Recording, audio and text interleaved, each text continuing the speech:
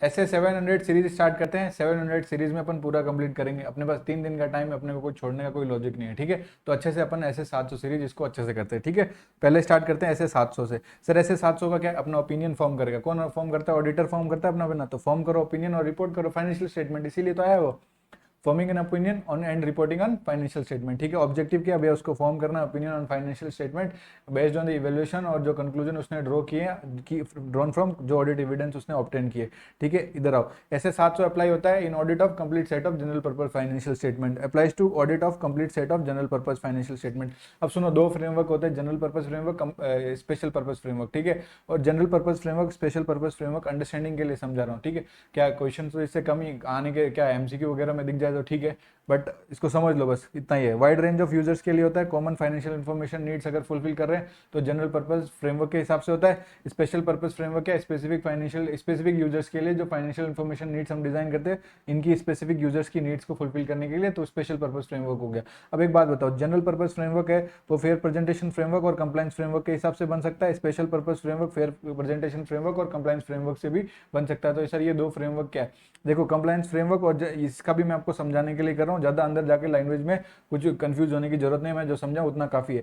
Sir compliance framework as it is, मतलब जो law में कहा है एज इट इज, उससे ज्यादा कुछ इधर उधर नहीं करना। उन्होंने कहा ये डिस्क्लोज करो तो ये करो, ये रिक्वायरमेंट है तो वो रिक्वायरमेंट पूरी करो चुपचाप, ठीक है। ये बाकी चीजें जो ऊपर A1 और 2 में दिए वो अप्लाई नहीं होती यहाँ पे। तो सर फेयर प्रेजेंटेशन फ्रेमवर्क में क्या ये अलग से दिया हुआ है, तो देखो अगर आप फेयर प्रेजेंटेशन फ्रेमवर्क में बना दो तो टू अचीव फेयर प्रेजेंटेशन, तो अगर आपको अचीव करना है फेयर प्रेजेंटेशन तो आप टू अचीव फेयर प्रेजेंटेशन आप क्या कर सकते हो, डिस्क्लोजर बियॉन्ड, मतलब जो अपने को फ्रेमवर्क में डिस्क्लोजर दिए उसके बियॉन्ड डिस्क्लोजर दे सकते हो, कोई दिक्कत नहीं। और आपको जहां लगे कि कोई रिक्वायरमेंट से अपने को डिपार्ट करना है तो अपन डिपार्ट भी कर सकते हैं थोड़ा सा, इतना स्ट्रिक्ट नहीं है। कंप्लायंस स्ट्रिक्ट है, कंप्लायंस कहता है जो बोला वही कर, ना एडिशनल डिस्क्लोजर देने, ना कोई कंडीशन से डिपार्ट करना, ठीक है।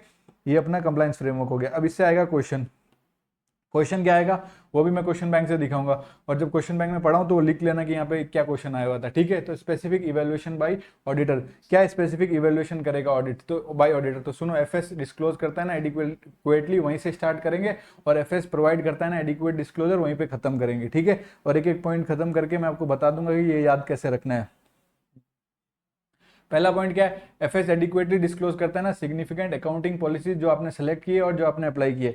भैया आप एक बात बताओ, आपने जो एफएस बनाया है उसमें आपने अकाउंटिंग पॉलिसीज लगाई, तो एफएस एडिक्वेटली डिस्क्लोज कर रहा है ना significant accounting policies, those accounting policies which are selected by you and applied by you, ठीक है, जो सेलेक्ट किया और अप्लाई किया। और अकाउंटिंग पॉलिसी जो सेलेक्ट किया और अप्लाई किया वो कंसिस्टेंट होनी चाहिए ना, इस साल अलग पिछले साल अलग ऐसा नहीं चलना है। तो अकाउंटिंग पॉलिसी सेलेक्टेड जो आपने की है और जो अप्लाई किया वो कंसिस्टेंट होना चाहिए, एप्लीकेबल फाइनेंशियल रिपोर्टिंग फ्रेमवर्क और अप्रोप्रिएट होनी चाहिए, ठीक है। तो अकाउंटिंग पॉलिसी, अकाउंटिंग पॉलिसीज के बाद में मैनेजमेंट का ध्यान जाता है अकाउंटिंग एस्टिमेट्स में। तो भैया जो मैनेजमेंट अकाउंटिंग एस्टिमेट्स बना रहा है वो रीजनेबल होना चाहिए, तो accounting estimates made by management are reasonable, कितना सिंपल है।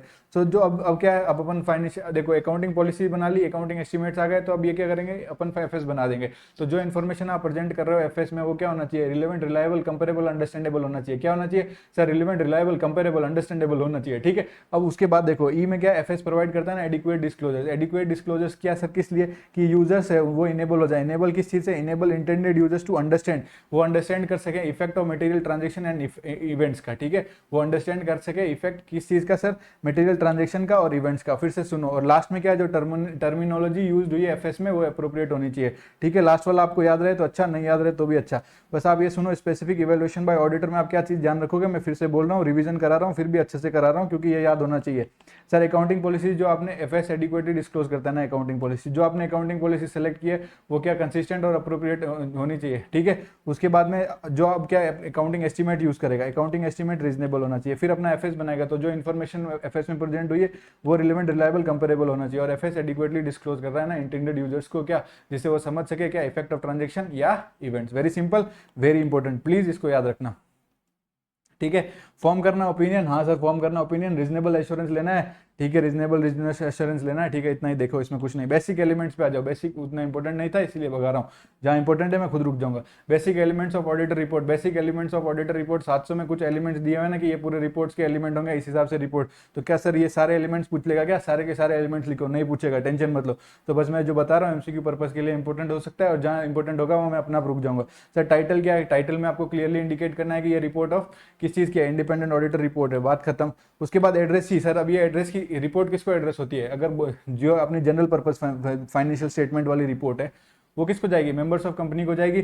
और अगर स्पेशल पर्पस फ्रेमवर्क वाली है तो बीओडी को जाएगी। कोई दिक्कत? जो स्पेशल पर्पस फाइनेंशियल स्टेटमेंट बने हुए स्पेसिफिक यूजर्स के लिए बने हुए, तो वो क्या सारे मेंबर्स के पास जाएगी क्या? नहीं, उस पर तो रिस्ट्रिक्शन होता है ना यूजर्स पे, डिस्ट्रीब्यूशन पे, ठीक है।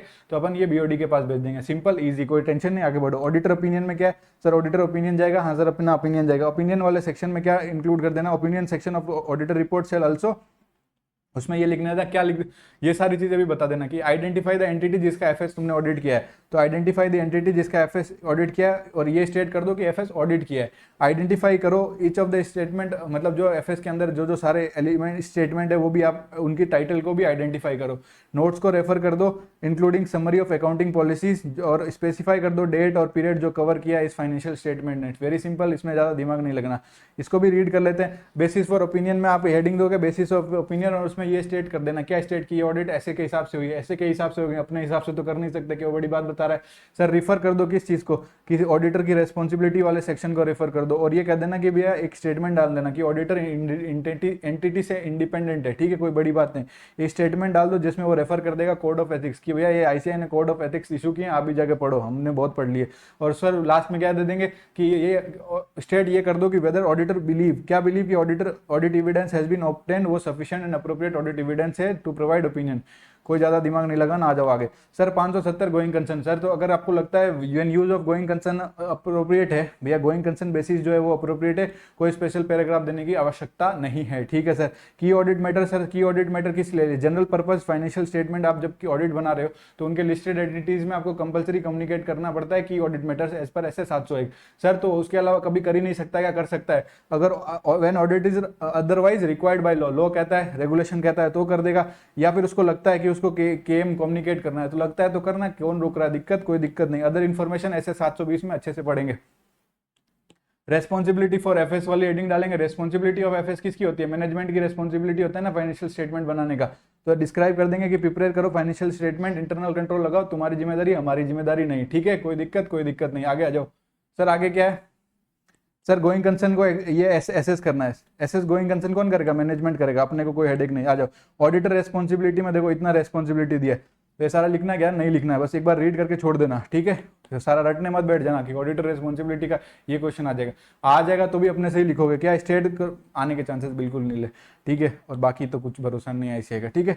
तो auditor responsibility for audit of FS में पहला क्या डालोगे कि ऑब्जेक्टिव क्या है आपका? ऑब्टेन करो रीजनेबल एश्योरेंस, और क्या करो? ऑडिटर रिपोर्ट में ऑडिटर ओपिनियन इंक्लूड करो, इश्यू करो ऑडिटर रिपोर्ट जिसमें इंक्लूड करो अपना audit report. Obtain reasonable assurance that financial statement are free from material statement whether caused by error और फ्रॉड, कोई दिक्कत नहीं है। ये स्टेट कर दो कि reasonable assurance is high level of assurance but कोई गारंटी नहीं है हमारी, ठीक है, बात खत्म। डिस्क्राइब करो मिस स्टेटमेंट, अगर उसको मटेरियल लगती है कैसे वो इन्फ्लुएंस करेगी इकोनॉमिक डिसीजन को, जो उसको लगता है कि इन्फ्लुएंस कर सकती है, ठीक है, रीड करके छोड़ दो, कोई ज्यादा दिक्कत नहीं है, ठीक है। प्रोफेशनल जजमेंट और ये सब है, ठीक है, इसमें कुछ ज्यादा दिमाग मत लगाओ, नहीं आने वाला। बाकी आपको पढ़ो, आपकी इच्छा में मना नहीं कर रहा, ठीक है। लोकेशन ऑफ डिस्क्रिप्शन, देखो आप कहाँ पे auditor responsibility for audit of FS डालोगे तो उसका लोकेशन क्या हो जाए? बॉडी जो ऑडिटर की मतलब रिपोर्ट है उसी की बॉडी में डाल दो, क्या डाल दो? ऑडिटर की responsibility for audit of FS. Sir appendix में डाल दो, साइड में अपेंडिक्स में डाल दो और बता दो, स्पेसिफिक रेफरेंस दे दो किसी भी वेबसाइट या कोई जो अप्रोप्रिएट अथॉरिटी की वेबसाइट है, फॉर एग्जाम्पल वहाँ पे पूरा लॉज एंड रेगुलेशन, वहाँ पे पूरा एप्लीकेबल स्टैंडर्ड के बारे में सब कुछ दिया हुआ है, तो वहाँ पे जाके स्पेसिफिक रेफरेंस दे दो रिपोर्ट में कि भैया वहाँ जाके पढ़ ले, हमारा दिमाग मत खा, ठीक है। अदर रिपोर्टिंग रेस्पॉन्सिबिलिटी में अगर कोई अदर रिपोर्टिंग रेस्पॉन्सिबिलिटी आपको डालनी है तो डाल दो ना सेपरेट सेक्शन में, हमसे क्या पूछ रहे हो?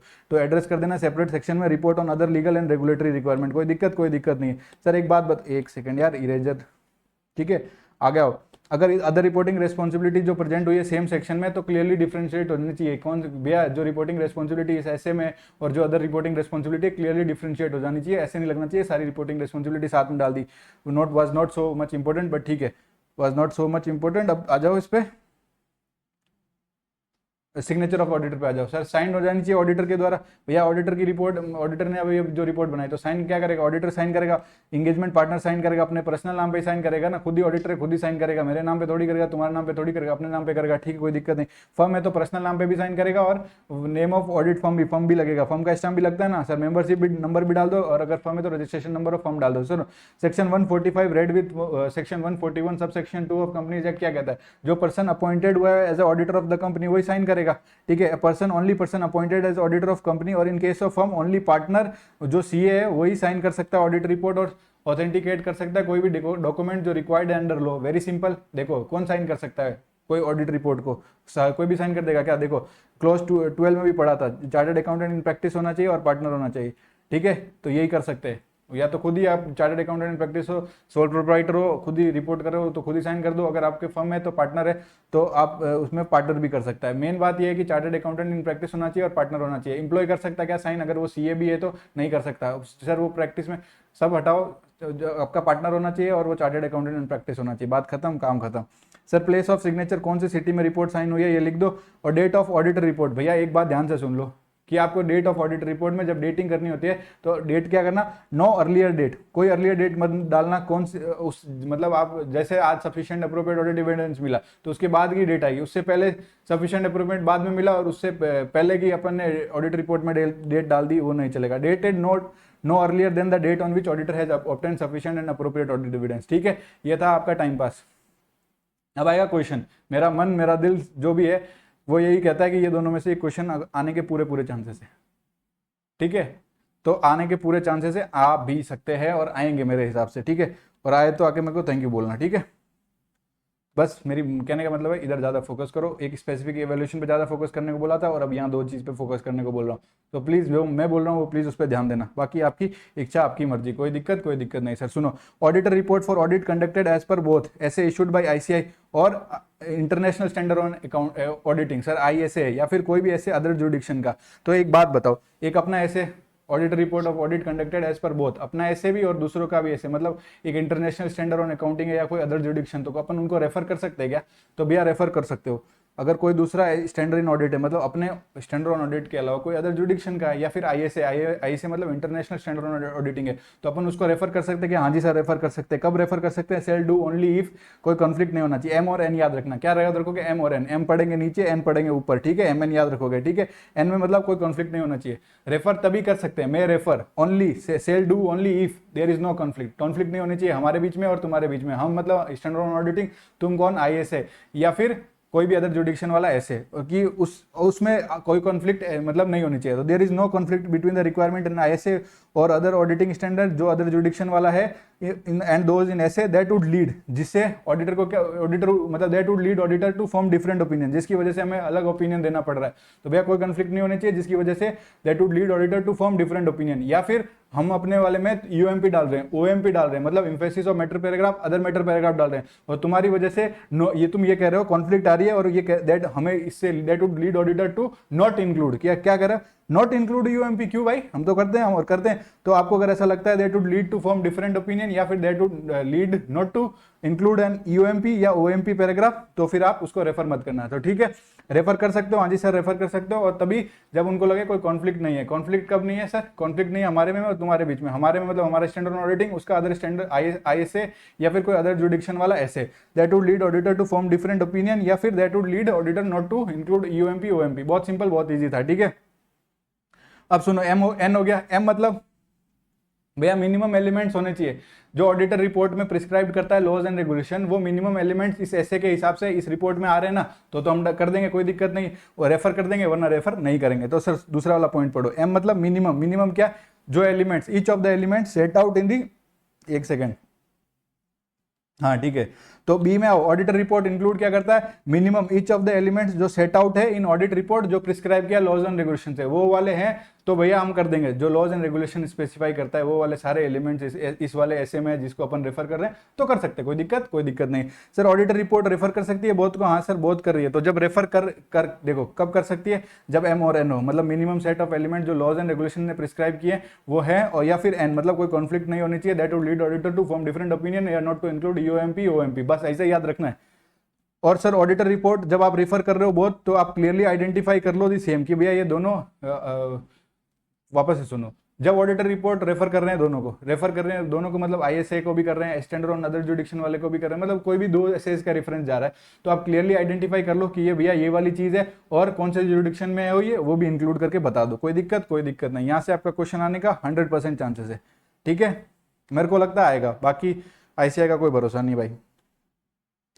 सर सुनो sir, supplementary information very important, this ये दोनों कंसेप्ट इंपॉर्टेंट, ध्यान से सुनो। सप्लीमेंट्री इन्फॉर्मेशन, अब भैया अलग से इन्फॉर्मेशन दे दी, अपना क्या है देखो, सप्लीमेंट्री इन्फॉर्मेशन प्रेजेंट हुई है किसके साथ, ऑडिटेड। एक तो अपन ने इतनी मेहनत करके ऑडिटेड फाइनेंशियल स्टेटमेंट बनाया, ठीक है, ऑडिट फाइनेंशियल स्टेटमेंट ऑडिट कर दी, वो अलग से सप्लीमेंट्री इन्फॉर्मेशन चिपका रहे, तो भैया अपना टेंशन बढ़ा रहे। तो इस केस में अपना क्या काम होगा, अगर सप्लीमेंट्री इन्फॉर्मेशन प्रेजेंट होती है with audited financial statement which is not required, भैया एप्लीकेबल एफ नहीं कहता कि ये सप्लीमेंट्री इन्फॉर्मेशन डाल दो, पर मैनेजमेंट है डाल दी, तो अब ऑडिटर क्या करेगा, तो ऑडिटर ये देखेगा क्या इंटीग्रल पार्ट है क्या फाइनेंशियल स्टेटमेंट का इंटीग्रल पार्ट है क्या, तो ऑडिटर क्या देखेगा इंटीग्रल पार्ट है क्या एफएस का। जब उसको लगता है कि इंटीग्रल पार्ट है एफएस का, तो सप्लीमेंट्री इंफॉर्मेशन को कवर करेगा अपने ऑडिटर ओपिनियन में, काम बढ़िया।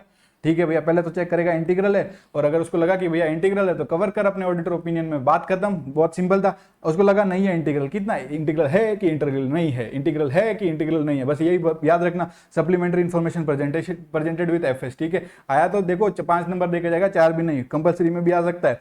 सुनो, नॉट कंसिडर्ड क्या इंटीग्रल, अगर इंटीग्रेटेड इंटीग्रल नहीं है, नॉट कंसिडर्ड इंटीग्रल, तो क्या बोलेगा भैया कि भैया वो सफिशिएंटली की प्रेजेंटेड इन अ वे, ऐसे प्रेजेंट होना चाहिए, क्या जो सप्लीमेंट्री इन्फॉर्मेशन है ना वो ऐसे प्रेजेंटेड होना चाहिए that sufficiently and clearly differentiate, उसको सफिशिएंटली मतलब अच्छे से और क्लियरली डिफरेंशिएट करता है कि भैया ये तो अलग ऑडिट जो फाइनेंशियल स्टेटमेंट से अलग है, ये क्लियरली उसमें डिस्क्लोज किया हुआ है, मतलब क्लियरली डिफरेंशिएट किया हुआ है, अलग से दिखाया हुआ है कि भाई ये सप्लीमेंट्री इन्फॉर्मेशन अलग है, ऑडिट एफएस अलग है। ठीक है, तो it sufficiently and clearly differentiate किससे, जो ऑडिटेड एफएस है, बट उसको लगता है कि ये इंटीग्रल पार्ट नहीं है, और मैनेजमेंट ये मान भी नहीं रहा, मैनेजमेंट क्या नहीं मान रहा कि मतलब if that is not the case, उसको लगता है कि भैया मैनेजमेंट को बोलो कि चेंज करो, क्या चेंज करो कि अनऑडिटेड सप्लीमेंट्री इन्फॉर्मेशन जैसे प्रेजेंट हुई है वैसे चेंज करो।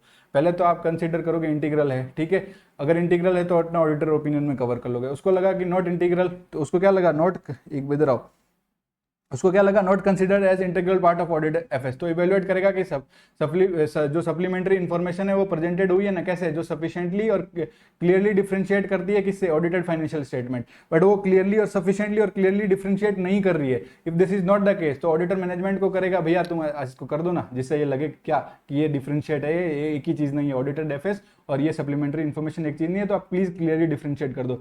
तो ask management to change unaudited supplementary information जिस हिसाब से प्रेजेंट हो रहा है उसका प्रेजेंटेशन चेंज कर दो, मैनेजमेंट को बोलो भैया, तो मैनेजमेंट रिफ्यूज, मैंने कहा नहीं कर रहा, तो आइडेंटिफाई करो कि अनऑडिटेड सप्लीमेंट्री इन्फॉर्मेशन कौन सी है, तो मैनेजमेंट रिफ्यूजेस टू डू, तो आइडेंटिफाई करो अनऑडिटेड सप्लीमेंट्री इन्फॉर्मेशन और अपने ऑडिट रिपोर्ट में ये लिख दो कि भैया सप्लीमेंट्री इन्फॉर्मेशन हमने ऑडिट नहीं किया, क्या कौन सी बड़ी बात, कोई बड़ी बात नहीं, ये आपका ऐसे 700 खत्म। ठीक है, और अब देखो 700 में क्वेश्चन में आओ, चैप्टर 7 रिपोर्टिंग आओ, ये 1 2 छोटे छोटे क्वेश्चन है, ये छोटे छोटे वाला आप देखना, ठीक है, नीचे से स्टार्ट करते आओ।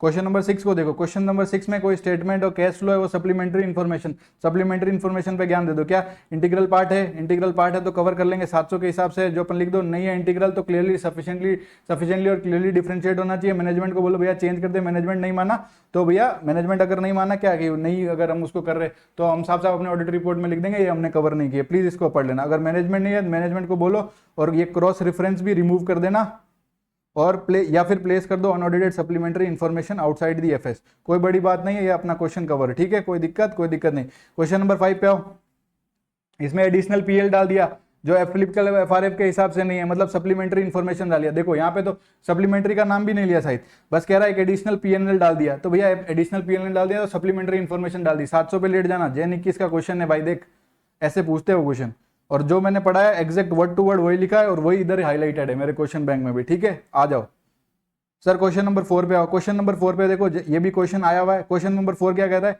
सर इधर आओ, क्वेश्चन नंबर 4 पढ़ाता हूं आपको, क्या है सर, कंपनी ने रिसीव किया नोटिस फ्रॉम स्टेट गवर्नमेंट की कोई डिपॉजिट करनी है मार्केट डेवलपमेंट फीस, कोई भी फीस होना, अपने को क्या करना, जो 5 साल से नहीं दी गई है, ठीक है, 10 करोड़ की है, कंपनी और सारी ऑर्गेनाइजेशन ने ये मार्केट डेवलपमेंट फीस अभी तक पे नहीं किया, ट्रेड एसोसिएशन वाले मिले गवर्नमेंट ऑफिशियल के साथ और एग्री कर लिया कि ये डिपॉजिट करनी पड़ेगी, प्रोस्पेक्टिवली पे करनी पड़ेगी, ठीक है।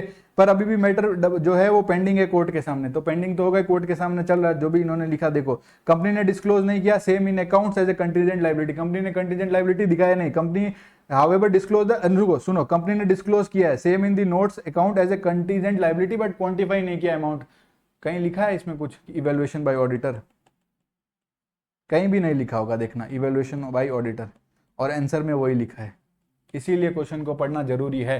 कोई बोलता है ना कि सर क्वेश्चन में छोड़ के चले जाएं, क्यों छोड़ के चले जाएं, इधर ही तो आपको पता चला है। और देखो अगर ये लाइबिलिटी अगर अपन बुक्स में डाल दे तो अपनी सारी रिजर्व ही गायब हो जाएगी, तो सारी रिजर्व वाइप्ड अप हो जाएगी। तो आप इस पे गाइडेंस दो डिस्क्लोजर अफेक्ट पे, देख लो क्या लिखे होगे मन से, कुछ भी नहीं। देखो इसमें इवेल्युएशन ऑफ ऑडिटर और इंड एस 37 के बारे में ज्ञान दिया है।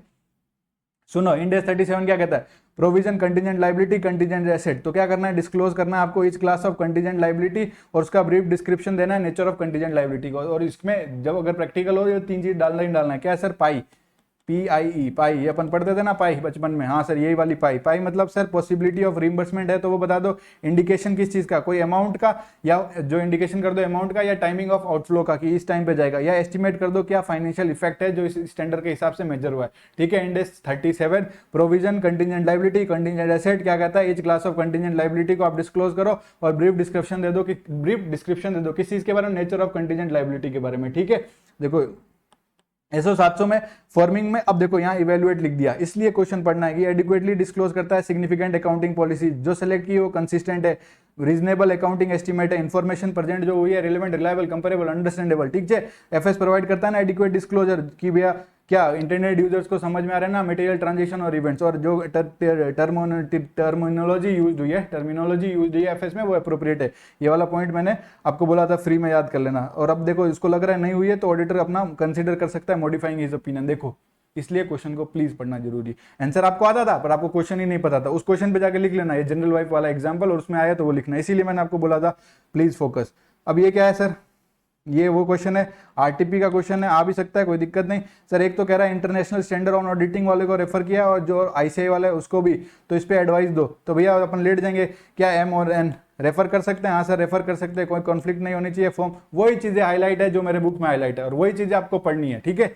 तो टू फॉर्म डिफरेंट ओपिनियन और that would lead auditor not to include UMP OMP, very simple. Minimum जो सेट है किसका, एलिमेंट्स का, वो होना चाहिए जो प्रिस्क्राइब किया, laws and regulation, very simple, वही लिखना है, कोई दिक्कत नहीं, ठीक है। अब ये छोटे वाले 2 क्वेश्चन है, ये आपकी श्रद्धा है, इच्छा है पढ़ना, ठीक है। आगे आ जाओ।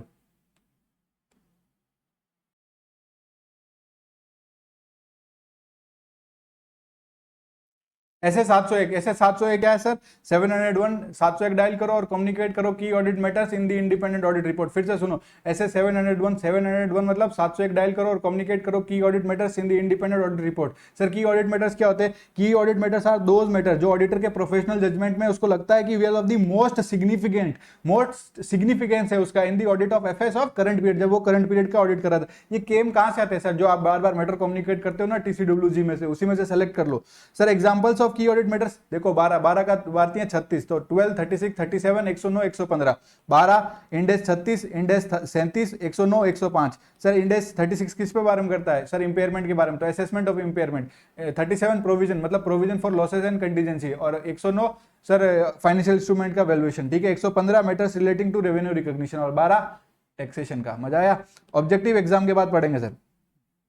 एप्लीकेबिलिटी देखो, ऐसे 701 किस पे अप्लाई होता है? अगर आपका ऑडिट हो रहा है complete set of general purpose of financial statement of listed entity तो अप्लाई होना है। और सर बाकी जगह नहीं दे सकते क्या? जब ऑडिटर को लगता है दे सकते हैं तो दे सकते हैं, कोई दिक्कत नहीं, कोई मना नहीं किया कि भैया तुमको की ऑडिट मैटर लग रहा है और ये कम्युनिकेट करना है, करो, कोई टेंशन नहीं है। लिस्टेड एंटिटी नहीं है तो भी करो, कोई दिक्कत नहीं। तो 705 आपको क्या कहता है? प्रोविड करता है कि 705 कहता है भैया तुम जब अगर डिस्क्लेमर ऑफ ओपिनियन दे रहे हो, क्या डिस्क्लेम कर रहे हो ओपिनियन, डिस्क्लेमर ऑफ ओपिनियन क्या होता है 705 में, थोड़ी देर बाद बताऊंगा, आपको पता होना चाहिए, वैसे नहीं पता टेंशन ना लो, तुम्हारा भाई है तो। पर अभी ये सुनो, 705 प्रोविड करता है। प्रोविड क्या करता है? From communicating key audit matters, जब आप करते हो डिस्क्लेम ओपिनियन ऑफ एफएस, ठीक है, जब आप डिस्क्लेमर दे रहे हो ना तो कम्युनिकेट मत करो कि ऑडिट मैटर्स। स्कोप में क्या डिस्कस किया है सर? स्कोप में ये डिस्कस किया है कि जब आप की कम्युनिकेट कर रहे हो की ऑडिट मैटर्स तो ये मत समझना ये सेपरेट ओपिनियन है कोई भी इंडिविजुअल मैटर्स पे, ठीक है। ये कोई भी सेपरेट ओपिनियन नहीं है इंडिविजुअल मैटर्स में, ये मत मान लेना। हमने अगर कोई चीज पे कैम किया मतलब काम का ऑडिट मैटर है, कम्युनिकेट किया है, KAM in the audit report, it is not a separate opinion on individual matter, ना ही ये सब्सटीट्यूट है। किस चीज का substitute? For disclosure in FS. भैया ये चीज एफएस में डिस्क्लोज होनी चाहिए तो वो चीज एफएस में डिस्क्लोज होगी, उसका कोई सब्सटीट्यूट नहीं है। अगर आप में केएम में दिखा के उसका कोई बड़ा काम नहीं करके और ये नहीं बोल रहे कि भैया आप उसको एफएस में दिखाने की जरूरत नहीं है, क्योंकि ये उसका सब्सटीट्यूट थोड़ी है, वो वहां पे एफएस में जो डिस्क्लोजर रिक्वायर्ड है आपको एप्लीकेबल एफआरएफ के हिसाब से डिस्क्लोज करना पड़ेगा। समझ में आ रहा है ना? तो सर दूसरा देखो 570 और 705, 705 के साथ खेल के इसको उल्टा करके 507। देखो ये ना ही अगर आप कम्युनिकेट कर रहे हो की ऑडिट मैटर तो ये कोई सब्सटीट्यूट नहीं है। किस चीज का?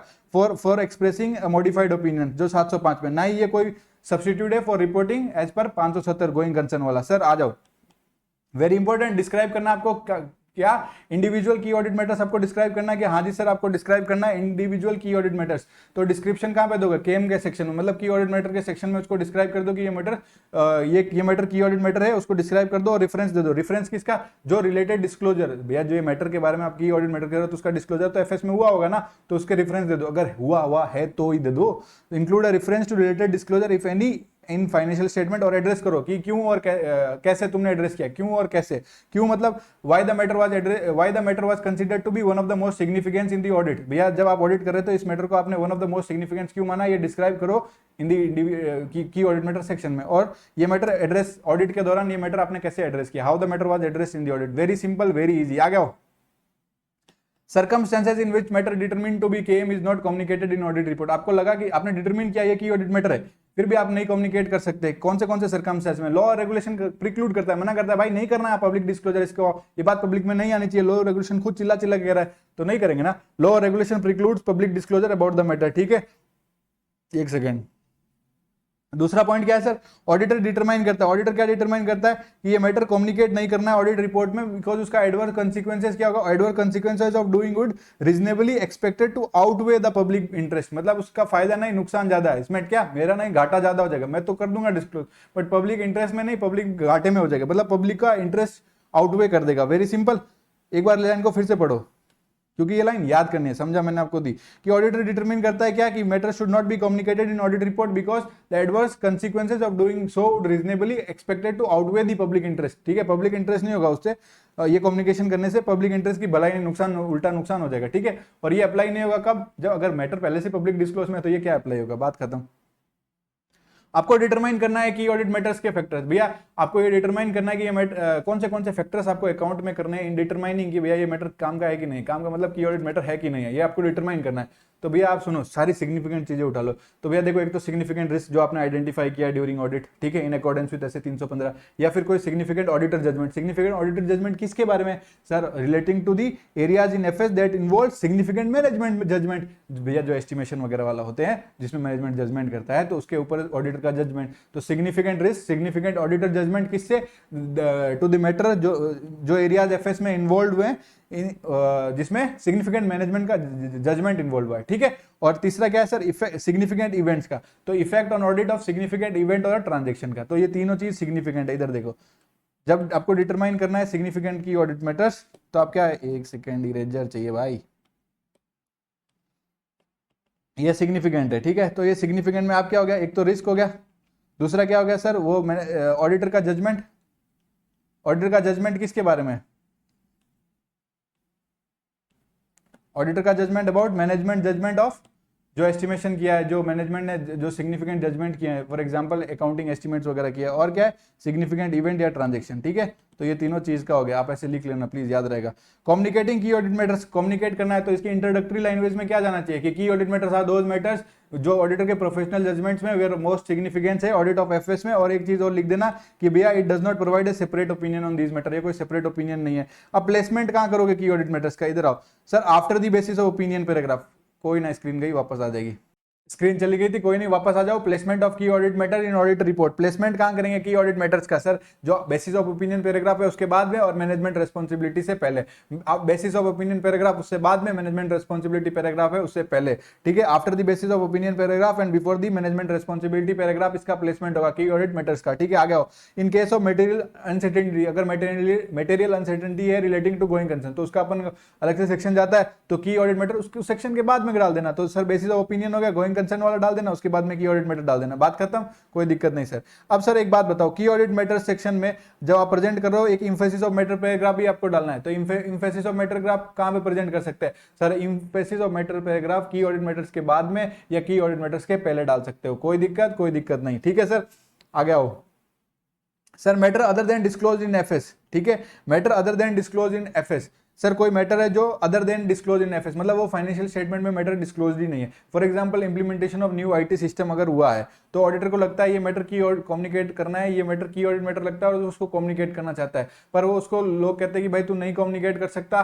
क्यों नहीं कम्युनिकेट कर सकता? क्योंकि इसका डिस्क्लोजर एफएस में थोड़ी है। तो भैया बात से ध्यान से सुनो, अगर आप की ऑडिट मैटर्स जब कर रहे हो और उसका अगर कोई डिस्क्लोजर नहीं है फाइनेंशियल स्टेटमेंट में और उसको आपने डिटरमाइन किया है कि केएम ऑडिट मैटर है, related to matter determine to be KM does not relieve the auditor from the requirement to communicate, तो भैया अगर उसका डिस्क्लोजर एफएस में नहीं है तो इसका मतलब ये नहीं कि वो कम्युनिकेट नहीं करेगा, तो उसको इस चीज से रिलीव नहीं मिलेगा कि भैया वो एफएस में डिस्क्लोज ही नहीं है तो क्यों कम्युनिकेट करूं, आपको कम्युनिकेट करना पड़ेगा, ठीक है।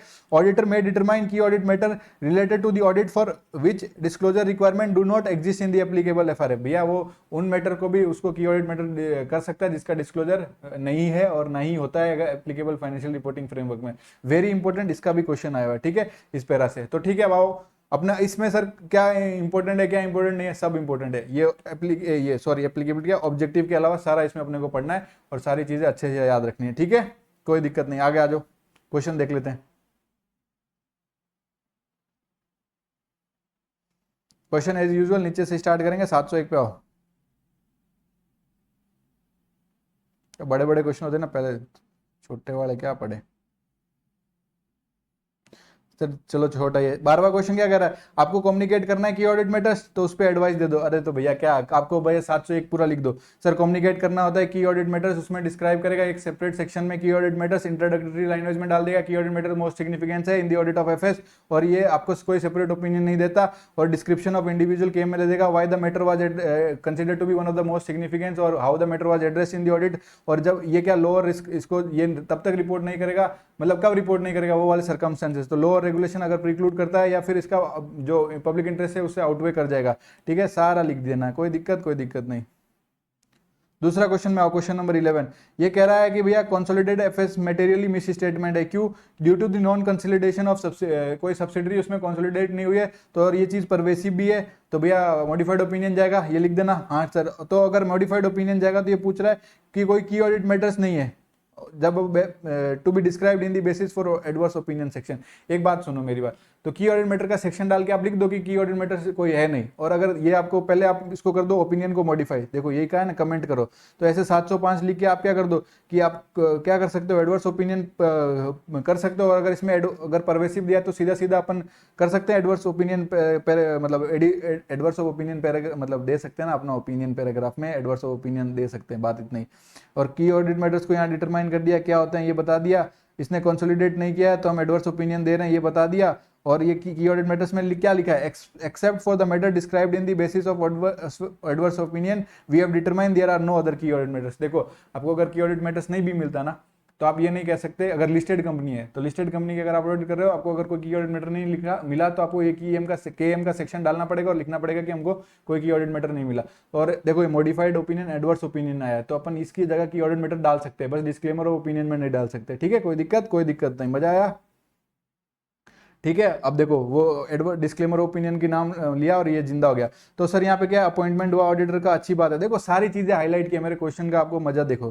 कंप्यूटराइज अकाउंटिंग रिसीवेबल सिस्टम था, ठीक है, मैनेजमेंट रेक्टिफाई कर रहा है सिस्टम की डेफिशिएंसी, तो auditor is unable to obtain sufficient and appropriate audit. अगर ऑडिटर नहीं ऑब्टेन कर पाता sufficient and appropriate audit evidence, तो वो क्या करेगा, डिस्क्लेमर ओपिनियन दे देगा। देखना तो कौन सा ओपिनियन है, तो डिस्क्लेमर ओपिनियन दे देगा और उसमें लिखेगा वी वेयर इंगेज, ठीक है, ये आपको लैंग्वेज देखनी पड़ेगी भाई, ये मैं अभी नहीं बता रहा। और we do not express the opinion because of the significance of the matter described in the disclaimer of opinion, और basis of disclaimer of opinion में वही सारा ज्ञान लिख देगा जो क्वेश्चन में है, ठीक है। दूसरा क्वेश्चन देखो, ऑडिटर की रेस्पॉन्सिबिलिटी टू रिपोर्ट की ऑडिट मैटर्स, तो what is the auditor responsibility, तो देखो इसमें क्या है, रेस्पॉन्सिबिलिटी में बस लिख देगा कि कोई सेपरेट ओपिनियन नहीं होता, पहले डिस्क्राइब कर दो कि ऑडिट मैटर्स क्या होता है, ठीक है, और ये वो वाला है जो सबसे लास्ट में अपन ने पढ़ा था कि there are no disclosure in the when communicating key audit matters, there are no disclosure in the FS.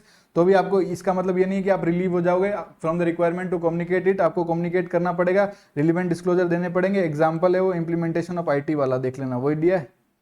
तो यही है, what is the auditor responsibility related to key audit matters for which no disclosure in the financial statement. तो ये last वाला अपन ने para पढ़ा वही है, प्लेसमेंट का पूरा ज्ञान दे देना। सर कौन से फैक्टर, अब देखो विशाल है, इसको ये कोई क्या कर रहे हैं, अपॉइंट हुआ, इंप्लीमेंट किया, कोई इंप्लीमेंट क्या किया, क्वालिटी कंट्रोल रिव्यू इंप्लीमेंट किया, ईआरपी सिस्टम, तो ये की और एफएस में नहीं डिस्क्लोज हुआ तो विशाल क्या बोलेगा कि ये नहीं डालो, पर विशाल गलत बोल रहा है। अपने अगर कोई ईआरपी सिस्टम डाला है वो अगर डिस्क्लोज नहीं हो रहा है एफएस में, फिर भी हम करते हैं कम्युनिकेट की ऑडिट मैटर्स, जो लास्ट वाला पैराग्राफ है मैंने बोला था बहुत इंपॉर्टेंट है वही है। तो देखो, और उसमें पहले ये लिख दिया कि ये बता दिया कि कैसे डिटरमाइन करेंगे कि ये की ऑडिट मैटर है कि नहीं है, वो भी लिख दिया। तो कौन से फैक्टर्स ध्यान रखते हैं, risk of material misstatement, significant auditor judgement about significant management judgement, और effect of audit the effect on the audit of the events और ट्रांजेक्शन है, यहाँ पे लिख लेना, इवेंट और transaction that occurred during the period. ठीक है, कोई दिक्कत नहीं है, ठीक है, बस बात खत्म, वही है। क्वेश्चन को पढ़ लेना, इजी। ये भी सिग्निफिकेंट वो मैटर्स है जिससे अपने को डिटरमाइन करना है कि ये मैटर काम का है कि नहीं काम का, पढ़ लेना, कोई दिक्कत नहीं। और इसमें दोनों में से आपको बताना है कि कौन सा की ऑडिट मैटर है, आइडेंटिफाई करना है, क्या रिपोर्ट करने का कोशिश किया है। इजी क्वेश्चन है, आप रेफर कर लेना, कोई दिक्कत नहीं, आपके की ऑडिट मैटर्स के क्वेश्चन भी कंप्लीट।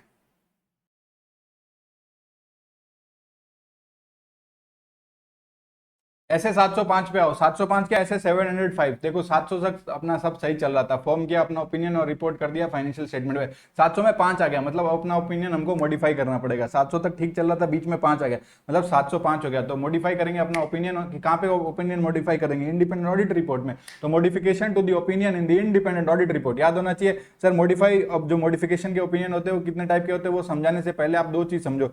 मटेरियल क्या होता है, मतलब बहुत भारी चीज है, ठीक है, बहुत इंपॉर्टेंट चीज है। परवेसिव, सर परवेसिव मतलब बीमारी सर, कोरोना मतलब एक चीज को अफेक्ट नहीं, बाकी को भी इफेक्ट करेगा, ठीक है। इसका जो इफेक्ट होगा ना, इफेक्ट बहुत भारी होता है, मतलब कि एक एलिमेंट को अफेक्ट नहीं कर रहा, एक अकाउंट को नहीं, एक आइटम को नहीं, इसका इफेक्ट बस कंफाइंड नहीं है, मतलब किसी एक एलिमेंट तक सीमित नहीं है, दूसरों वालों को भी तंग करेगा, ठीक है, दूसरे वालों को भी सब्सटेंशियली अफेक्ट कर सकता है। देखो ये कंफाइंड नहीं है to the specific element, account या आइटम ऑफ एफएस। और ये क्या सर हो सकता है, ये सर आपका substantial portion of financial statement को भी हिला सकता है, ठीक है, कि भैया ये रिप्रेजेंट करता है substantial portion of financial statement. और अगर इन रिलेशन टू डिस्क्लोजर देखा जाए तो ये पूरा फंडामेंटल है to the user understanding of FS. Simple से समझो, अगर आपको इतना भी तक जीवन में मतलब नहीं था पता किसका, परवेसिव का, तो क्या मतलब होगा सर इसका सिंपल सा मतलब है कि ये अफेक्ट करता है सर, ये अफेक्ट बस एक एलिमेंट, एक अकाउंट, एक मतलब एक आइटम ऑफ फाइनेंशियल स्टेटमेंट को नहीं, बाकियों को भी परेशान करता है, बाकियों को भी अफेक्ट करता है। तो इसका सब्सटेंशियल पूरा फाइनेंशियल स्टेटमेंट को अफेक्ट कर सकता है, ठीक है, उसको पूरा हिला सकता है। तो ये समझो परवेसिव का मतलब ये हो गया, ठीक है।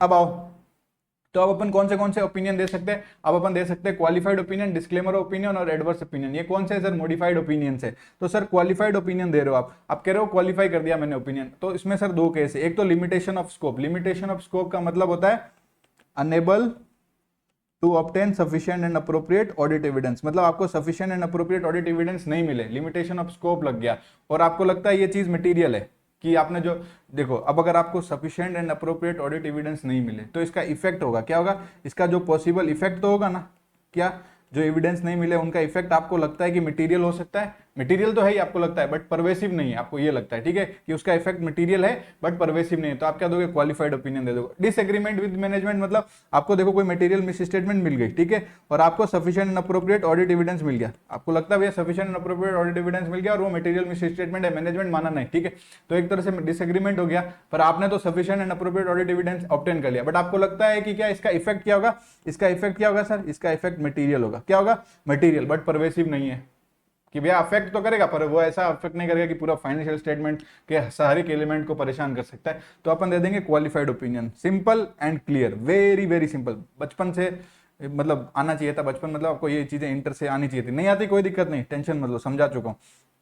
अब डिस्क्लेमर में हाथ खड़े कर देंगे सर, हाथ खड़े कर देंगे मतलब सर अब लिमिटेशन लगा दी उन्होंने, हमारे को नहीं मिला sufficient and appropriate audit evidence, क्या नहीं मिला, sufficient and appropriate audit evidence नहीं मिला, ठीक है, पर हमको ये लगता है मटेरियल भी है और परवेसिव भी है, क्या उसका पॉसिबल इफेक्ट क्या होगा, भैया मटेरियल है, ये तो था ही था, बट अब परवेसिव भी है, मतलब वो बाकियों के एलिमेंट को भी परेशान कर सकता है, पूरे फाइनेंशियल स्टेटमेंट को हिला सकता है, उसका डिस्क्लोजर बहुत ही इंपॉर्टेंट है, ठीक है। तो यूजर के अंडरस्टैंडिंग ऑफ एफएस के लिए तो आप क्या कह दोगे भैया, डिस्क्लेमर ऑफ ओपिनियन देंगे। कितना सिंपल है सर, अभी तक नहीं आता था क्या? एडवर्स, एडवर्स सर सुनो, एडवर्स में क्या सर, डिसएग्रीमेंट हो गया आपका मैनेजमेंट के साथ, मतलब आपने sufficient appropriate audit evidence obtain कर लिया, मटेरियल मिस स्टेटमेंट एग्जिस्ट करती है, आप कह रहे हो ये मटेरियल है और इसका इंपैक्ट बहुत भारी है, परवेसिव है, तो क्या कर दोगे, एडवर्स ओपिनियन दे दो। सिंपल, आपको समझ में आ गया होगा modification to the opinion 3 minute में, ठीक है। आगे आओ, circumstances when modification is required, ठीक है, कोई टेंशन नहीं। टाइप ऑफ मॉडिफिकेशन में वही लिखा जो आपको थोड़ी देर पहले पढ़ाया हूं। सुनो, क्वालिफाइड ओपिनियन का अपन दे सकते हैं जब अगर इन केस हमने sufficient and appropriate audit evidence obtain कर लिया, और इन केस अगर हमने sufficient and appropriate audit evidence नहीं ऑब्टेन किया, ठीक है, दो ही केस है, नहीं किया। तो पहले अगर हमने कर लिया तो क्या लगेगा सर, अगर हमने ऑब्टेन कर लिया, एक सेकंड भाई, ऑब्टेन क्या कर लिया, sufficient and appropriate audit evidence, और ऑडिट एविडेंस आपको लगता है मटेरियल है बट परवेसिव नहीं है, तो क्वालिफाइड ओपिनियन दे देना भाई। Sir unable to obtain sufficient and appropriate audit evidence, मतलब अभी नहीं मिला, और आपको क्या लगता है इसका इफेक्ट, इसका नहीं मिला, मतलब इसका इफेक्ट की पॉसिबल इफेक्ट, सर इसका पॉसिबल इफेक्ट होगा ना सर, तो क्या होगा, वो मटेरियल है बट परवेसिव नहीं है, तो आप क्या दे दोगे सर, आप दे दोगे qualified opinion. Simple easy. Adverse में आपको sufficient and appropriate audit evidence मिल गया, और मटेरियल भी है और परवेसिव भी है, तो obtain sufficient and appropriate audit evidence, material भी है, परवेसिव है, तो आप एडवर्स ओपिनियन दे दोगे। डिस्क्लेमर ओपिनियन कब जाएगा sir, unable to obtain sufficient and appropriate audit evidence, और उसका पॉसिबल इफेक्ट क्या है, जब भैया आप ऑडिट एविडेंस ऑब्टेन ही नहीं कर रहे हो तो हर बार पॉसिबल इफेक्ट ही होगा ना, कौन सी भारी चीज बोल रहा हूं मैं, उसका मटेरियल इफेक्ट क्या, पॉसिबल इफेक्ट क्या होगा, मटेरियल भी होगा और परवेसिव होगा, तो हम दे देंगे डिस्क्लेमर ऑफ ओपिनियन, ठीक है।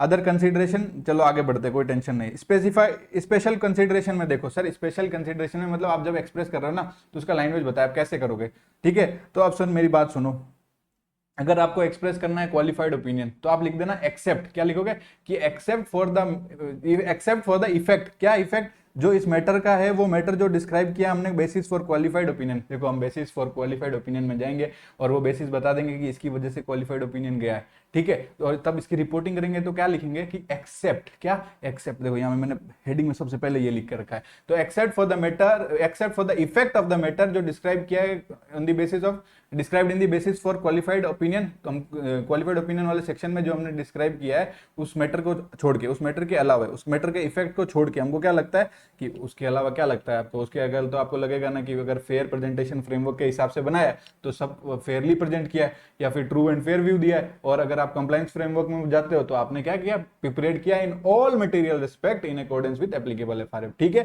कोई दिक्कत नहीं, ये दिया है, ठीक है। अब अगर आपको लगता है मॉडिफिकेशन जो आई है वो कैसे आई है कि आपने unable to obtain sufficient and appropriate audit evidence, ठीक है, तो ये वाला देखो अपन ने अनेबल किया है, मतलब देखो यहाँ पे तो अपने को sufficient and appropriate audit evidence मिल गया था तो अपन ने उसका इफेक्ट बता दिया, बट अगर अपन को नहीं मिला होगा तो अपन क्या लिखेंगे कि accept for the possible effect, बस यहाँ पे बस ये इफेक्ट की जगह आगे लगा देंगे पॉसिबल इफेक्ट। बाकी जब फेयर प्रेजेंटेशन फ्रेमवर्क और कंप्लायंस फ्रेमवर्क के हिसाब से लिखेंगे, क्या फेयर प्रेजेंटेशन फ्रेमवर्क के हिसाब से क्या लिखेंगे कि भैया एक्सेप्ट, पहले ऊपर लिख देंगे कि भैया एक्सेप्ट, इसको छोड़ के जो मैटर हमने डिस्क्राइब किया बेसिस फॉर क्वालिफाइड ओपिनियन वाले सेक्शन में, इसको छोड़ के हमको क्या लगता है कि भैया ये फेयर प्रेजेंटेशन फ्रेमवर्क के हिसाब से प्रेजेंट हुआ है Fairlie in all material respect, और कंप्लायंस फ्रेमवर्क के हिसाब से प्रिपेयर्ड हुआ है in all material respect with in accordance with applicable FRF, ठीक है, बहुत सिंपल था। सर यहाँ देखो तो कुछ लिखा है, सर अगर आपको डिस्क्लेमर ऑफ ओपिनियन देते हो तो आपको नहीं देना है की ऑडिट मैटर, ये अपने 701 में पढ़ के आया था थोड़ी देर पहले। Sir special consideration needed for expressing adverse opinion, तो सर वहां पे एक्सेप्ट याद रखना था, यहां पे एक वर्ड याद रखोगे बिकॉज, ठीक है, बिकॉज। सर इसमें क्या लिखोगे कि because of the significance of the matter जो हमने डिस्क्राइब किया है, जो matter, because of the matter, कौन सा matter, because of the significance of the matter जो हमने डिस्क्राइब किया बेसिस फॉर एडवर्स ओपिनियन। देखो ये किसका एक स्पेशल कंसिडरेशन है, एडवर्स ओपिनियन का, ऊपर क्या था क्वालिफाइड का था, ठीक है, अब ये एडवर्स का है, तो उसमें लिखेंगे बिकॉज ऑफ द जो मैटर हमने डिस्क्राइब किया है, because of the significance of the matter जो डिस्क्राइब किया है in the basis for adverse opinion.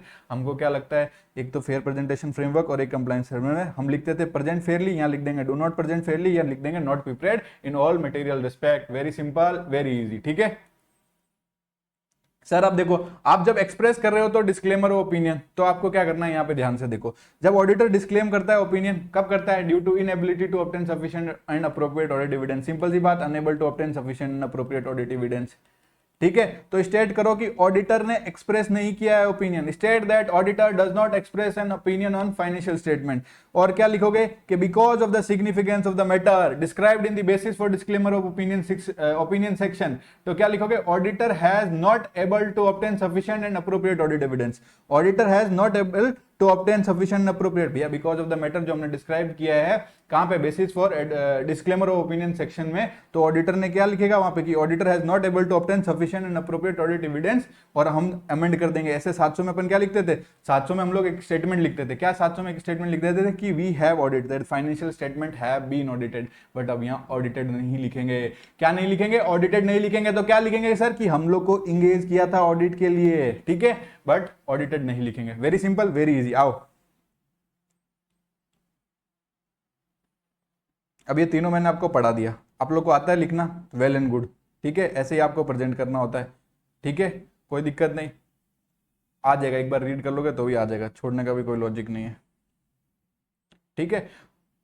Opinion क्या होते हैं उसी हिसाब से आपका क्वेश्चन बनेगा, लैंग्वेज कैसे फ्रेम करनी है वो क्वेश्चन में भी देखोगे, ये इसी हिसाब से करा हुआ है, तो पढ़ लोगे, एकदम सिंपल है, टेंशन मत लो, ठीक है। अब आ गया consequences of inability to obtain sufficient and appropriate audit evidence. Consequence क्या होगा कि अगर आपने मतलब आपने ऑब्टेन नहीं कर पाए sufficient and appropriate audit evidence, क्यों सर, क्योंकि मैनेजमेंट ने लिमिटेशन इंपोज कर दी, रिस्ट्रिक्ट कर दिया आपको, तो आप क्या करोगे, मैनेजमेंट को बोला करना, हटाना यार, तो क्या करोगे, देखो, request the management to remove the limitation, उसको बोलो कि भैया अगर आपको लगता है, वो सोचेगा देखेगा कि इसने लिमिटेशन लगा दी, उस लिमिटेशन की वजह से मुझे क्वालिफाइड ओपिनियन या डिस्क्लेमर वो ओपिनियन देना पड़ सकता है, तो मैनेजमेंट के पास जाऊंगा, बोलूंगा, रिक्वेस्ट करूंगा, मैनेजमेंट देख मुझे ये क्वालिफाइड ओपिनियन भी देना पड़ सकता है, डिस्क्लेमर ओपिनियन देना पड़ सकता है, तो रिक्वेस्ट करता हूँ ये लिमिटेशन हटा दें, मुझे अपना काम करने दे।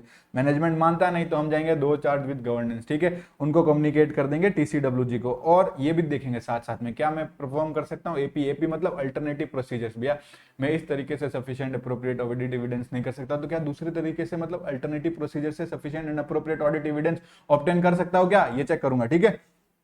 अगर auditor is unable to obtain sufficient and appropriate audit evidence, अगर auditor is unable to obtain sufficient and appropriate audit evidence, वो नहीं ऑब्टेन कर पाता है sufficient and appropriate audit evidence, तो ऑडिटर क्या कंक्लूड करता है कि अगर उसका पॉसिबल इफेक्ट मटेरियल है, परवेसिव नहीं है, तो क्या करेगा, क्वालिफाई कर देगा ओपिनियन, कोई दिक्कत नहीं सर। अगर उसको लगता है, अगर ऑडिटर कंक्लूड करता है कि इसका पॉसिबल इफेक्ट क्या हो सकता है, मटेरियल भी हो सकता है और परवेसिव भी हो सकता है, तो भैया वो डिस्क्लेमर ओपिनियन दे सकता है। बट यहाँ पे क्या लिखा है, देखो सर, अगर वो कंक्लूड करता है पॉसिबल इफेक्ट क्या सर, वो मटेरियल भी हो सकता है, परवेसिव भी हो सकता है, तो qualification of the opinion would be इनएडिक्वेट, कि जो ओपिनियन को क्वालिफाई कर रहा है वो इनएडिक्वेट हो जाएगा, तो वो क्या करेगा, पहले कहेगा विड्रॉ कर लो sir, withdraw from the audit, अगर प्रैक्टिकल और पॉसिबल है, और अगर विड्रॉल पॉसिबल नहीं है तो हम वही करेंगे जो अभी तक करते हैं सर, डिस्क्लेमर ओपिनियन दे देंगे, ठीक है। अगर उसको लगता है कि हमारा विड्रॉल प्रैक्टिकल भी नहीं है और पॉसिबल भी नहीं है, तो डिस्क्लेमर ओपिनियन दे देंगे। फिर से सुनो, ये क्वेश्चन में अपने को पूरा लिखना भी पड़ सकता है, ठीक है, इसको रब करके मैं फिर से एक्सप्लेन करता हूँ।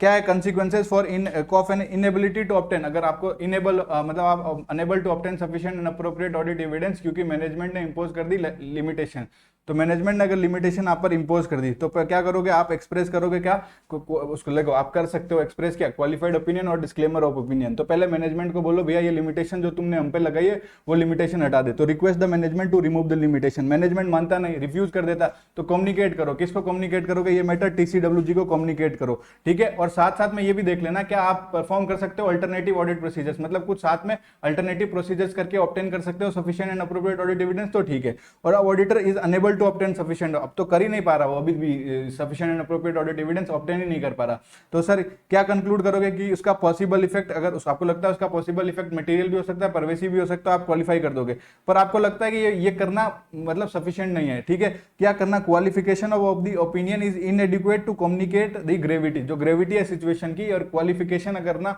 उसके लिए सफिशिएंट नहीं है, ठीक है, तो qualification of the opinion would be inadequate to communicate the gravity of the situation, तो विड्रॉ कर ले भाई पहले, और विड्रॉ करने का नहीं है तो अपने पास डिस्क्लेमर ओपिनियन करने का, ठीक है। इसको दोबारा इसलिए बोला क्योंकि ये आपके क्वेश्चन में है, तो पूरा आपको याद होना चाहिए। ऑडिटर अगर डिसाइड कर लेता है विड्रॉ के, तो टीसीडब्ल्यूजी को बता के जाना है, ठीक है, बता देगा। अब सुनो, कहीं कहीं पे हम लोग को विड्रॉल नहीं है, मतलब वेयर विड्रॉल परमिटेड नहीं है, क्या विड्रॉल परमिटेड नहीं है सर, कहाँ परमिटेड नहीं है? तो देखो सर, देखो हम लोग को सेबी के डायरेक्टिव्स में कहा गया है, क्या क्या गया? तो सर सुनो, ये सिचुएशन और देखो ये वाला चीज आपको एमसीक्यू में दिखने के 100%, ठीक है, चांसेस हो गए। अगर ऑडिटर रिजाइन करता है विद इन 45 डेज, ठीक है, क्वार्टर खत्म, और रिजाइन करता है विद इन, जैसे ही क्वार्टर खत्म हुआ उसके 45 के दिन के अंदर अंदर ऑडिट रिजाइन कर देता है, तो ऑडिटर को क्या करना पड़ेगा सर? इशू करना पड़ेगा लिमिटेड रिव्यू या ऑडिट रिपोर्ट, हाँ, उस क्वार्टर का, ठीक है। कोई दिक्कत? कोई दिक्कत नहीं सर।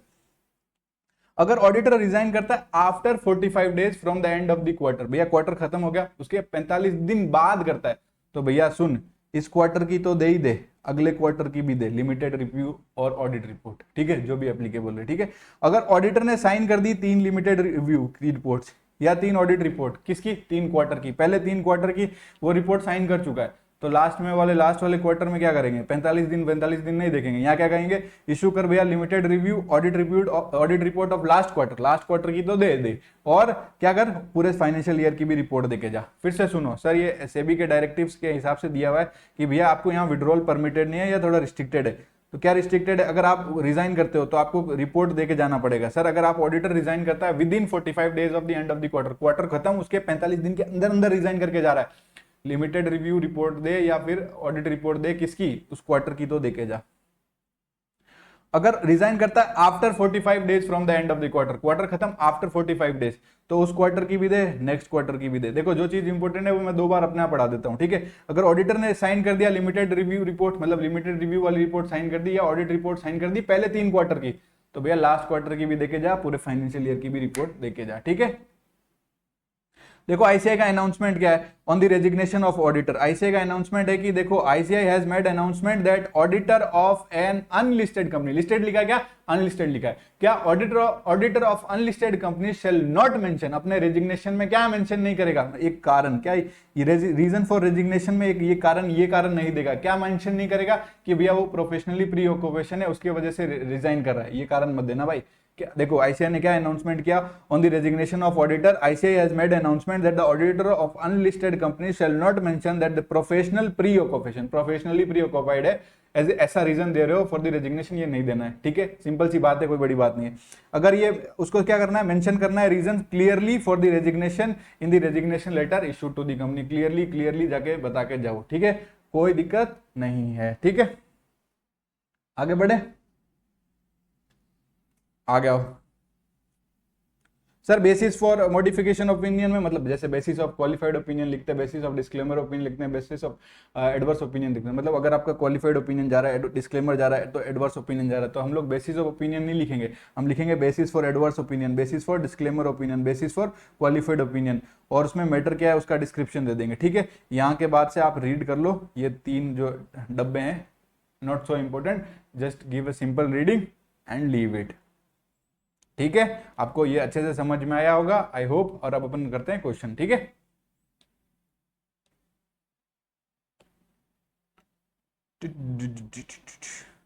क्वेश्चन करना जरूरी है भाई।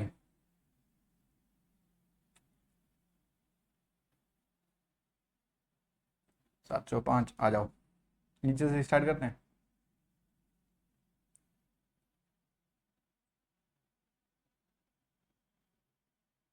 ये 15-16 क्वेश्चन है, अभी कर लेंगे 5 मिनट में आप, ठीक है। आओ सर, ये क्वेश्चन क्या 28 नंबर में क्या कह रहा है सर? कुछ इंसेंटिव गया, पावर सब्सिडी का, लैंड एक्विजिशन का, ठीक है, कहानी सुना रहा है। अब काम की बात इधर यही लिखे, देखो क्वेश्चन पूरा पढ़ना आपकी जिम्मेदारी है, बाद में ऊपर जो प्रोविजन है, जो चीजें हैं वो सारी तो मैं आपको समझा ही दूंगा। फटाफट मेरे जैसे ही अपन ये आप रिवाइज करते हो ये वाला क्वेश्चन देख लेना पूरा। ये क्या है? कंपनी ने प्रोविजन ही नहीं बनाया, एंटीसिपेटेड टैक्स लाइबिलिटी का प्रोविजन ही नहीं बनाया। क्या नहीं किया? एंटीसिपेटेड टैक्स लाइबिलिटी का प्रोविजन नहीं बनाया कंपनी ने, ठीक है, नहीं बनाया। तो सर अब आप क्या करोगे? कौन सा ओपिनियन देखो सर? तो अगर देखो कंपनी ने अगर नहीं बनाया है प्रोविजन ऑफ एंटीसिपेटेड लाइबिलिटी, तो आपके पास ऑप्शन क्या है? या तो आप मॉडिफाई करोगे ओपिनियन, तो इसमें कौन सा ओपिनियन जाएगा? इसमें क्वालिफाइड ओपिनियन जाएगा, ठीक है। तो देखो वो क्या करेगा, वो क्या कर देगा? क्वालिफाइड ओपिनियन इशू कर देगा अगर कंपनी ने नहीं बनाया है प्रोविजन फॉर एंटीसिपेटेड लाइबिलिटी। और देखो यहाँ पे उन्होंने एग्जांपल दिया है कि इसको कैसे आप रिपोर्ट में क्वालिफाई करोगे। तो प्लीज इसको, ऊपर वाली चीजों को ही लिखता है बट वो कैसे लिखता है वो आप रीड कर लेना। दूसरा क्वेश्चन 27वें पे आओ, इंपॉर्टेंट क्वेश्चन, अच्छा क्वेश्चन है। देखो मैनेजमेंट ने डिस्क्लोज किया है अपने फाइनेंशियल में कि उसका वेयर हाउस इफेक्ट अफेक्ट हो गया, एक फ्लड आया, वेयर हाउस अफेक्ट हो गया, ठीक है, ड्यू टू मेजर फ्लड एक वेयर हाउस अफेक्ट हो गया। बट क्या मैनेजमेंट को लगता है ये मटेरियल नहीं है, फ्लड आया वेयर हाउस पे पर वो इतना मटेरियल नहीं था। अगर ये मटेरियल नहीं था तो अपन क्या करेंगे सर, अपन अगर लगता है कि ये मटेरियल नहीं था तो अपन इम्फेसिस ऑफ मैटर पैराग्राफ में जाएगा। ये ध्यान से सुनना। क्या है सर, उनको क्या आया, वेयर हाउस पे उनके कोई फ्लड आया, किसी एक वेयर हाउस पे उनके फ्लड आ गया, अफेक्ट हो गया वेयर हाउस से, बट मैनेजमेंट को लगता है कि ये मटेरियल नहीं है, ठीक है, वाज उसको क्या है, मटेरियल नहीं है, मटेरियल नहीं है तो परवेसिव तो वैसे भी नहीं है, ठीक है। तो अपन क्या करेंगे इसमें इम्फेसिस ऑफ मैटर पैराग्राफ जाएंगे, इसमें अपन कोई मॉडिफाई नहीं करेंगे ओपिनियन। बट अगर दूसरे में क्या है, ड्यू टू फ्लड आपके रिकॉर्ड खराब हो गए, कंप्लीटली डिस्ट्रॉय होंगे, ठीक है, और आपको लगता है परवेसिव नहीं है पर मटेरियल है, तो क्या देंगे यार, क्वालिफाइड ओपिनियन देंगे ना, क्वालिफाइड ओपिनियन देंगे, ठीक है, सिंपल। अब दूसरा हो, अब ये कुछ इन्होंने कहानी सुनाई कि कुछ ऑब्जर्वेशन में उसको मिली, ठीक है, और उसका मैनेजमेंट का अलग व्यू है जो ऑडिटर के व्यू के साथ मैच नहीं करता, ठीक है। तो आपके क्वेश्चन में क्या लिखा है कि आप कैसे एड्रेस करोगे ऑब्जर्वेशंस को, तो कैसे एड्रेस करते हैं मेरे भाई, देखो क्वालिफाइड ओपिनियन ऐसे जाएगा, एडवर्स ओपिनियन ऐसे जाएगा, इस केस में डिस्क्लेमर ओपिनियन जाएगा, कहानी सुना दो उसको, ठीक है। टाइप्स ऑफ मॉडिफिकेशन क्या होता है, क्वालिफाइड, एडवर्स और डिस्क्लेमर, क्या बताऊं इसमें आपको। क्वेश्चन नंबर 24 में आओ कि लिमिटेशन इंपोज कर दी, लिमिटेशन इंपोज कर दी, देखो मैंने वहां पे आप लोगों को कितना वो 2 बार पढ़ाया था ना सर। हाँ सर, लिमिटेशन इंपोज कर दी तो पूरा अपने को एक्सप्लेन करना है 705 के हिसाब से कि मैनेजमेंट से रिक्वेस्ट करेंगे रिमूव कर दे लाइबिलिटी, क्या लिमिटेशन, लाइबिलिटी क्या, मैनेजमेंट रिमूव नहीं करता है तो मैटर को कम्युनिकेट करेंगे, साथ साथ में ये भी देखेंगे कि अल्टरनेटिव प्रोसीजर्स अपन परफॉर्म कर सकते हैं क्या, ठीक है। ऑडिटर अगर कंक्लूड करता है कि मटेरियल है परवेसिव नहीं है तो क्वालिफाई कर देगा, अगर कंक्लूड करता है मटेरियल है पर परवेसिव भी है पर उसका क्वालिफिकेशन अगर उसको क्वालिफाई कर देगा तो ये उसका ग्रेविटी को सही से कम्युनिकेट नहीं कर पाएगा तो विड्रॉ तो करेगा पहले ट्राई करने का, अगर विड्रॉल पॉसिबल नहीं है तो डिस्क्लेम कर देगा ओपिनियन, ठीक है, ये कर देगा डिस्क्लेम ओपिनियन, ये लिखा है, ये वो वाला क्वेश्चन में 2 बार जो आपको रिवाइज करा है, तो ये सेम कहानी ऊपर वाले क्वेश्चन में देख लो। तो 23 भी आपका डन, अरे रुक जा, 23 भी आपका डन। 22 में आओ सर, इन उमा है, उमा को क्या ऑब्टेन हुआ है sir, audit evidence of incorrect disclosure, क्या हुआ है, इनकरेक्ट डिस्क्लोजर किसका, ऑफ रिलेटेड पार्टी ट्रांजेक्शन या स्ट्रक्चर्ड फाइनेंस का। तो यहाँ पे पूछा है डिफरेंट ऑप्शन क्या है कंसीडर कर सकते हैं, मतलब डिफरेंट ऑप्शन क्या है आप रिपोर्ट कर सकते हो। तो भैया अगर उसको ऑडिट एविडेंस तो ऑब्टेन हो गया, certain audit evidence of incorrect disclosure, क्या लिखा है, ऑब्टेन, हाँ तो ऑब्टेन तो कर लिया। तो भैया एक बात बताओ, आपने ऑब्टेन कर लिया, ठीक है, तो इधर देखना, तो आप ऑब्टेन कर लिया तो क्वालिफाइड ओपिनियन दे सकते हो अगर आपको लगता है कि मटेरियल है परवेसिव नहीं है, और अगर आपने ऑब्टेन कर लिया सफिशिएंट एविडेंस आपको लगता है मटेरियल भी है और परवेसिव भी है तो आप क्या कर सकते हो, एडवर्स ओपिनियन दे सकते हो। और इसमें क्या है, ये डिसीजन किस पे डिपेंड करेगा, ये इन्होंने लिखा है कि भैया नेचर ऑफ द मैटर जो राइज कर रहा है मॉडिफिकेशन को, और ऑडिटर का जजमेंट क्या है किसके बारे में, परवेसिव के ना परवेसिवनेस के बारे में, क्योंकि अगर परवेसिव है तभी तो वो एडवर्स ओपिनियन दे पाएगा, ठीक है। तो ये 2 चीज लिखी है, देख लेना, कोई बड़ी चीज नहीं है।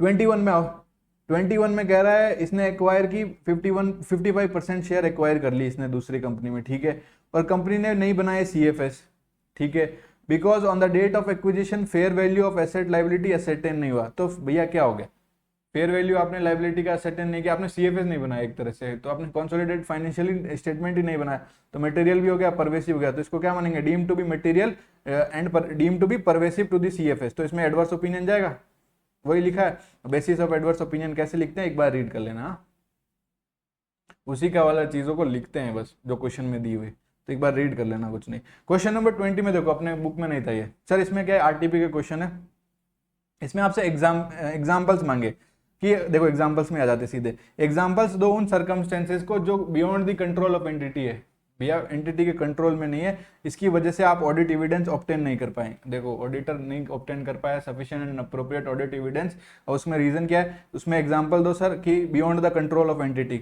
जो एग्जांपल दो beyond the control of entity, entity का कंट्रोल नहीं है, तो अकाउंटिंग रिकॉर्ड डिस्ट्रॉय हो गए, आग लग गई एक, उसमें क्या कंट्रोल हुआ, उसका फ्लड आ गया, क्या कंट्रोल हो गया, तो अकाउंटिंग रिकॉर्ड डिस्ट्रॉय हो गए, और अकाउंटिंग रिकॉर्ड सीज करके ले गई गवर्नमेंट अथॉरिटी, तो इसमें क्या कर लेगा, तो ये क्या हो गया, एग्जांपल हो गया जिसमें ऑडिटर नहीं ऑब्टेन कर पाया sufficient and appropriate audit evidence जो beyond the control of entity है। सर ये तीसरा देखो पहले सर, तीसरा में क्या है ये भी ऑब्टेन नहीं कर पाया क्योंकि लिमिटेशन लिमिटेशन लगा दी ऑन स्कोप को, किसने लगा दी? मैनेजमेंट ने। तो इसका एक एग्जांपल दो भैया, उसको अटेंड ही नहीं करने दे रहे फिजिकल इन्वेंट्री, तो प्रिवेंट कर रहे हैं ऑडिटर को कौन? Management, from observing the counting of physical inventory. और दूसरा क्या है सर? मैनेजमेंट को हम लोग प्रिवेंट कर रहे हैं, मैनेजमेंट को क्या प्रिवेंट कर रहे हैं? दी auditor from requesting external confirmation, उसको एक्सटर्नल कंफर्मेशन लेने से भी अपन प्रिवेंट कर रहे हैं। तो ये हो गया। दूसरा क्या है सर? नेचर और timing of the auditor work से हमें कोई एग्जांपल दो जिसमें वो sufficient and appropriate audit evidence obtain नहीं कर पाया। तो सर भैया एक बात बताओ, उसका अपॉइंटमेंट ही उस टाइम पे हुआ जिस टाइम ये ऑब्जर्व ही नहीं कर पाया। भैया उसके अपॉइंटमेंट से पहले ही फिजिकल इन्वेंट्री हो चुकी है, काउंटिंग। तो unable to observe the counting of physical inventory, क्योंकि the timing of auditor appointment is such that, उसका टाइमिंग क्या है? ऐसा टाइमिंग है जिसकी वजह से he is not able to observe the counting of the physical inventory. कोई दिक्कत? कोई दिक्कत नहीं। अब सर इसमें देखो नेचर वाले और टाइमिंग में एक दूसरा एग्जांपल देखो कि आपको इक्विटी मेथड देखना है। सर क्या देखना है कि entity is required to use the entity is required to use the equity method. क्या लगाना है उसको? इक्विटी मेथड लगाना है of accounting for associate entity. Associate entity के लिए उसको इक्विटी मेथड लगाना है, but and auditor is unable to obtain sufficient and appropriate audit evidence, क्योंकि उसके फाइनेंशियल इंफॉर्मेशन नहीं है। किसके? About the latter financial information to evaluate whether the equity method has been appropriately applied. देखो ये nature वाले में एग्जांपल क्या दिया इन्होंने कि उस एंटिटी को इक्विटी मेथड लगाना है, किसके लिए? कोई एसोसिएट एंटिटी है उसके लिए, बट उसका एसोसिएट एंटिटी की फाइनेंशियल इंफॉर्मेशन ही नहीं है इसके पास, तो ये कैसे देखेगा? तो ये भी लिमिटेशन हो गई और sufficient and appropriate audit evidence नहीं ऑब्टेन कर पाए। दो पॉइंट सब में याद कर लेना, इंपॉर्टेंट नहीं है बट ठीक है देख लेना। ये क्या है सर? स्पेशल कंसिडरेशन में, स्पेशल कंसिडरेशन पूरा पढ़ चुके तीनों का, वही लिखना है और कुछ नहीं लिखना। अब ये वाला अभिमन्यु वाला क्वेश्चन देखो सर, देखो मैं आपको सीधा आंसर पे ही लेके जाता हूँ। इसमें आप इसमें सफिशिएंट अप्रोप्रिएट ऑडिट एविडेंस उसको नहीं मिलता है। क्यों नहीं मिलता सर?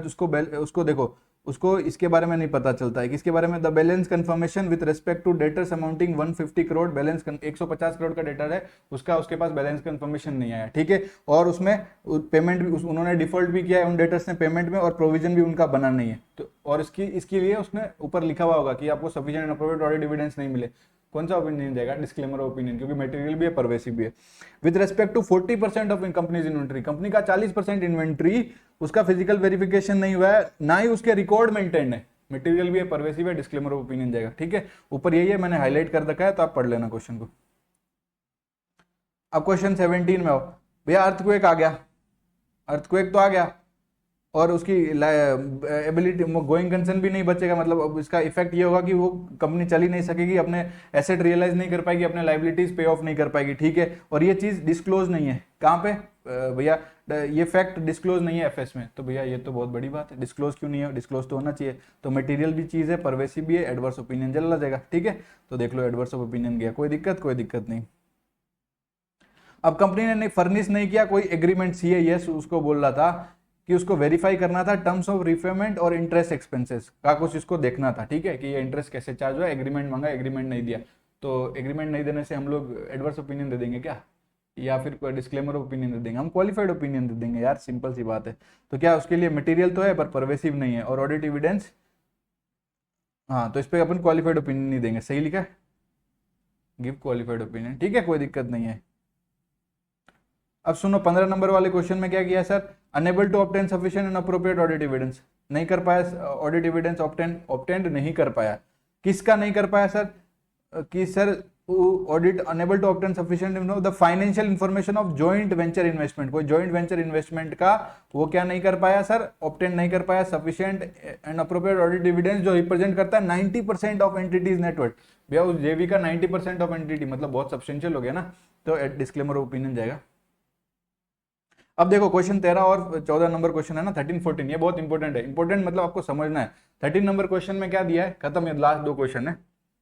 तो 13 नंबर में क्या दिया सर? कि वो अपना एसेट रियलाइज नहीं कर पाएगा, ठीक है, एसेट रियलाइज नहीं कर पाया, उनके ऊपर कोई फाइनेंसिंग अरेंजमेंट था वो भी एक्सपायर हो गया, पैसे नहीं है उनके पास, और ये बहुत इंपैक्ट होगा, रिफाइनेंसिंग भी अवेलेबल नहीं है, और ये चीज डिस्क्लोज तो हुई है यहाँ देखो, बट फुल्ली डिस्क्लोज नहीं हुई है। देखो तो बात ये सिंपल सी है कि मटेरियल अनसर्टेनिटी है, क्या related to going concern material uncertainty है, गोइंग कंसर्न अफेक्ट हो रहा है, बट आपको इनकम्प्लीट डिस्क्लोजर है, क्या है? फुल्ली डिस्क्लोज नहीं है। तो जब अगर डिस्क्लोज तो है ना, फुल्ली नहीं है, तो क्वालिफाइड ओपिनियन देना मेरे भाई। ठीक है। अब सुनो ध्यान से, ये चीज अपने नोटबुक में भी लिख लेना। अगर एबीसी लिमिटेड ने, ठीक है, इसमें भी वो नहीं ले पाया फाइनेंसिंग का एग्रीमेंट, कंपनी करने जा रही है फाइल करने बैंकरप्सी और गोइंग कंसर्न इसका खतरे में, तो मटेरियल अनसर्टेनिटी एग्जिस्ट तो करती है। बट इधर साफ साफ लिखा है कि ये फैक्ट डिस्क्लोज ही नहीं हुआ है, तो भैया उधर इनकम्प्लीट डिस्क्लोजर था related to material uncertainty going concern से लेके, यहाँ पे तो डिस्क्लोज ही नहीं किया, तो क्या करोगे आप? एडवर्स ओपिनियन दोगे। ठीक है, ये आपके सारे क्वेश्चन खत्म करा दिए मैंने। कोई दिक्कत हो तो मेरे मैसेज नंबर पे मैसेज कर देना, कोई टेंशन नहीं है। 705 के सारे क्वेश्चन लगा के जाना। अब बच्चे बोलते हैं इसमें इंपॉर्टेंट क्या है, नहीं इंपॉर्टेंट क्या है, बता दो। फटाक से सारी चीजें हाईलाइट है, 10 मिनट लगनी है, देख के खत्म करो। पूछ तो वो लोग कुछ भी सकते हैं। ठीक है, आगे बढ़ते हैं।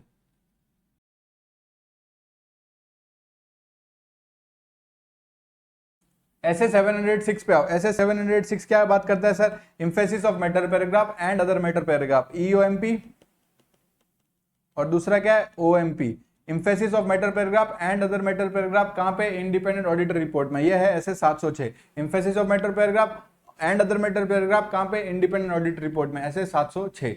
706 sir emphasis of matter paragraph क्या होता है? सर वो मैटर है ना अप्रोप्रिएटली प्रेजेंट किया गया है और डिस्क्लोज किया गया है कहां पे? फाइनेंशियल स्टेटमेंट में।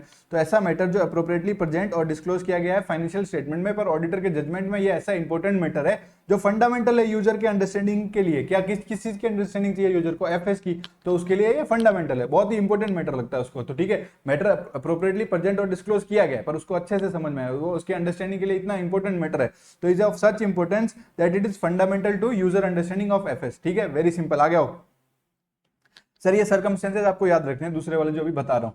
सर सर्कमस्टेंसेस क्या है? जहां ऑडिटर कंसीडर कर सकता है नेसेसरी टू इंक्लूड ईयूएमपी। सर कौन से सर्कमस्टेंसेस में जहां ऑडिटर ये कंसीडर कर सकता है कि उसको नेसेसरी है इंक्लूड करना इंफेसिस ऑफ मैटर पैराग्राफ। तो ये सब आपको चारों पॉइंट याद रखने हैं। सर चारों पॉइंट में कैसे याद रखना है? एक सब्सिक्वेंट, एक अर्ली, एक सब्सिक्वेंट, एक अर्ली, बाकी सारे मैं करा दूंगा। एक तो क्या है? Significant subsequent event. सब सिग्निफिकेंट सब्सिक्वेंट इवेंट के दो एग्जांपल समझ लेना। सर एक क्या है सर? पहले ये देखो, a significant subsequent event that occur between the date of FS and the date of auditor report. और एक सब्सिक्वेंट इवेंट क्या है सर? देखो फ्यूचर आउटकम क्या होगा किसी लिटिगेशन का, तो इसको एक सब्सिक्वेंट इवेंट मान सकते हैं ना। तो uncertainty relating to the future outcome of exceptional litigation या कोई रेगुलेटरी एक्शन, तो इसको ऐसे याद रख लेना लिटिगेशन का। दूसरा कैसे याद रखोगे sir? Major catastrophe. Sir major catastrophe मतलब कोई डिजास्टर वगैरह है, तो that has or had continues to have a significant effect on the financial position, जिसका सिग्निफिकेंट इफेक्ट है फाइनेंशियल पोजीशन में हमारे।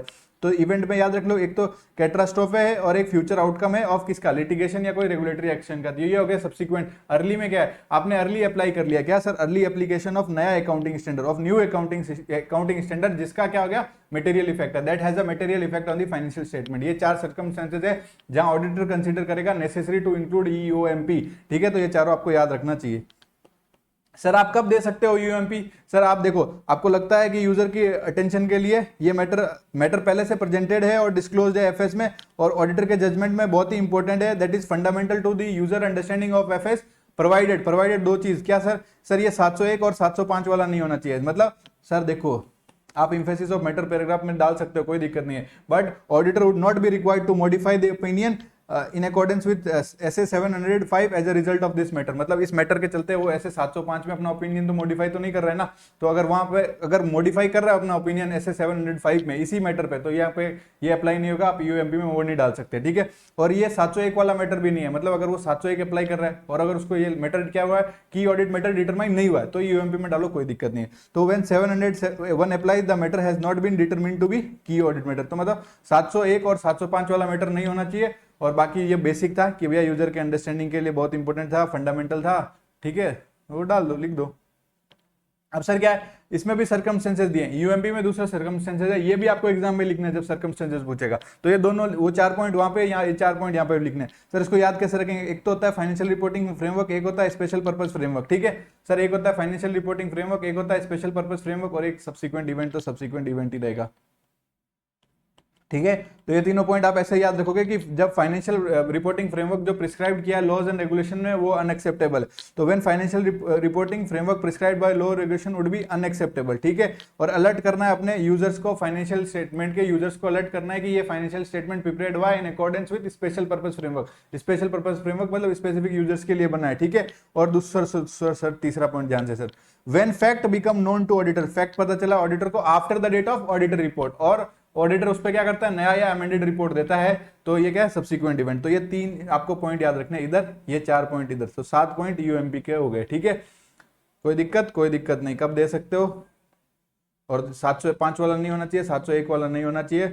और उसके बाद में आप जब क्या करोगे, जब इंक्लूड करोगे, when auditor include UMP in audit report ही सेल, जब आप इंक्लूड करते हो यूएमपी में, मतलब यूएमपी इंक्लूड करते हो ऑडिट रिपोर्ट में, तो उसको क्या करना चाहिए, एक पैरा इंक्लूड करेगा। क्या इंक्लूड करेगा, एक पैरा, जिसमें क्या होगा, सेपरेट सेक्शन। ठीक है। Include the paragraph with a separate section, और उस सेपरेट सेक्शन की हेडिंग क्या होगी, यूएमपी एम्फेसिस ऑफ मैटर। ठीक है। दूसरा, आप क्लियर रेफरेंस दो। क्लियर रेफरेंस किस चीज को दो, clear reference to the matter being emphasized, जो मैटर आप एम्फेसिस कर रहे हो एम्फेसिस ऑफ मैटर पैराग्राफ में, उसका क्लियर रेफरेंस दो। रेफरेंस कहां से, सर एफएस से ना। To where relevant disclosure that fully describe the matter can be found in the FS, भैया वो मैटर एफएस में कहां मिलेगा, उसका रेफरेंस भी दे दो, एप्रोप्रिएट हेडिंग दे दो यूएमपी। और सर ये भी इंडिकेट कर दो कि हमारा ऑडिटर ओपिनियन मॉडिफाइड नहीं है in respect of the matter that has been emphasized. ठीक है। जो मैटर हमने एम्फेसाइज किया, मतलब एम्फेसिस दिया उस मैटर को, ये मत मानना कि हमारा ओपिनियन इस मैटर पे मॉडिफाइड है। ठीक है। सर ओएमपी क्या है, बहुत simple sir, other than, sir कोई मैटर है अदर देन दोज प्रेजेंटेड और डिस्क्लोज, ये अदर देन द मैटर जो डिस्क्लोज और प्रेजेंट हुआ है फाइनेंशियल स्टेटमेंट उसके अलावा है। ठीक है। और ऑडिटर के जजमेंट में ये रिलेवेंट है टू यूजर अंडरस्टैंडिंग, क्या यूजर की क्या अंडरस्टैंडिंग, एफएस की नहीं, ऑडिट की, ऑफ द ऑडिट, या फिर ऑडिटर की रेस्पॉन्सिबिलिटी या ऑडिटर रिपोर्ट की अंडरस्टैंडिंग के लिए। ठीक है। या ऑडिटर रेस्पॉन्सिबिलिटी या ऑडिटर रिपोर्ट की अंडरस्टैंडिंग के लिए, अदर देन दोज प्रेजेंटेड या disclose in financial statement. Example, branch audit किसी दूसरे ऑडिटर ने की है, ये आपको बताना है, तो ओएमपी में बता दो। सर आप कब इश्यू कर सकते हो ओएमपी ऑडिट रिपोर्ट में, जब प्रोविड नहीं किया लॉ एंड रेगुलेशन में, तो सर ऊपर वाली लाइन तो सेम ही है। अगर ऑडिटर को लगता है necessary to communicate a matter other than those matter presented और डिस्क्लोज, ठीक है सर। और उसको क्या है, यूजर अंडरस्टैंडिंग के लिए जरूरी है क्या, ऑडिटर रेस्पॉन्सिबिलिटी या फिर ऑडिटर रिपोर्ट। ठीक है। Auditor report. ठीक है। उसके बाद में प्रोवाइडेड क्या होना चाहिए, लॉ एंड रेगुलेशन ने प्रोवाइड नहीं किया, और 701 वाला मैटर नहीं होना चाहिए। Very simple, very easy. तो आप ये आपका 706 emphasis of matter paragraph and other matter paragraph complete. अब आ जाओ क्वेश्चन पे।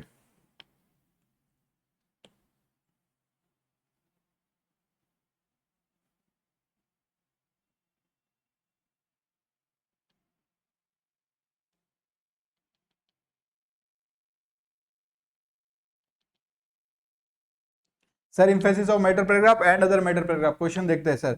इन respect of the audit of BDS limited statutory auditor of the company notice some matter, कुछ मैटर्स आए उसके सामने और ये चाहता है कि उस पर अटेंशन ड्रॉ कराए इन मैटर्स पे, इस पे ओपिनियन मॉडिफाइड नहीं है, दो his opinion is not modified, इस पे उसका ओपिनियन मॉडिफाइड नहीं है। तो सर अब ये क्या करेगा, तो देखो अगर ऑडिट मॉडिफाइड नहीं है तो ये अब इस पे रिलेवेंट पैराग्राफ में कौन से में डालने के लिए पूछ रहा है, ये दोनों पॉइंट। ठीक है। ऑडिट रिपोर्ट में सर कंपनी ने प्लान किया है कि वो रिज्यूम करेगा कंस्ट्रक्शन एक्टिविटीज। ठीक है। किससे के रिलेटेड, कोई थर्मल पावर प्रोजेक्ट रिलेटेड है, तो वो अपना कंस्ट्रक्शन एक्टिविटीज अब रिज्यूम करने जा रहा है।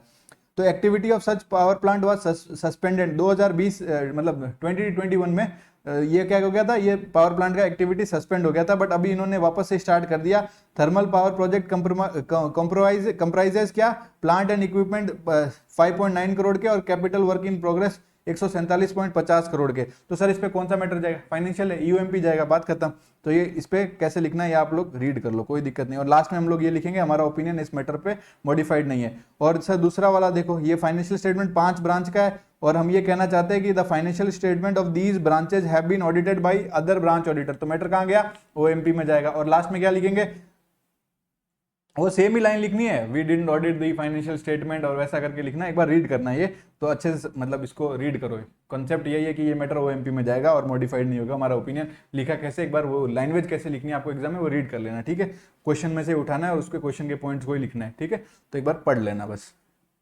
Sir question number 30 sir 30 number में क्या बता रहा है, सर इंपॉर्टेंट मैटर बताओ which can be included in UMP. Sir अभी तो पढ़ के आए यूएमपी में, पहले ये बता दो सर यूएमपी क्या होता है। सर उसके बाद में कौन से मैटर है सर, अपन स्पेसिफिक रिक्वायरमेंट वाले डाल देना, मतलब जब फाइनेंशियल रिपोर्टिंग फ्रेमवर्क वाला अनएक्सेप्टेबल है, अलर्ट करना है स्पेशल पर्पस फ्रेमवर्क के हिसाब से, और सब्सिक्वेंट इवेंट है, सब्सिक्वेंट इवेंट यहाँ पे कौन सा है, जब फैक्ट ऑडिटर को पता चला after the date of auditor report, याद रखना, ठीक है। उसके बाद में ये वापस एग्जांपल्स दे दिए इसने किसके सर, पहला तो आप सब्सिक्वेंट इवेंट पढ़ लेना और एक अर्ली एप्लीकेशन पढ़ लेना, ठीक है। एक इसका लिटिगेशन से रिलेटेड, एक मेजर कैटास्ट्रोफे से रिलेटेड है, ठीक है।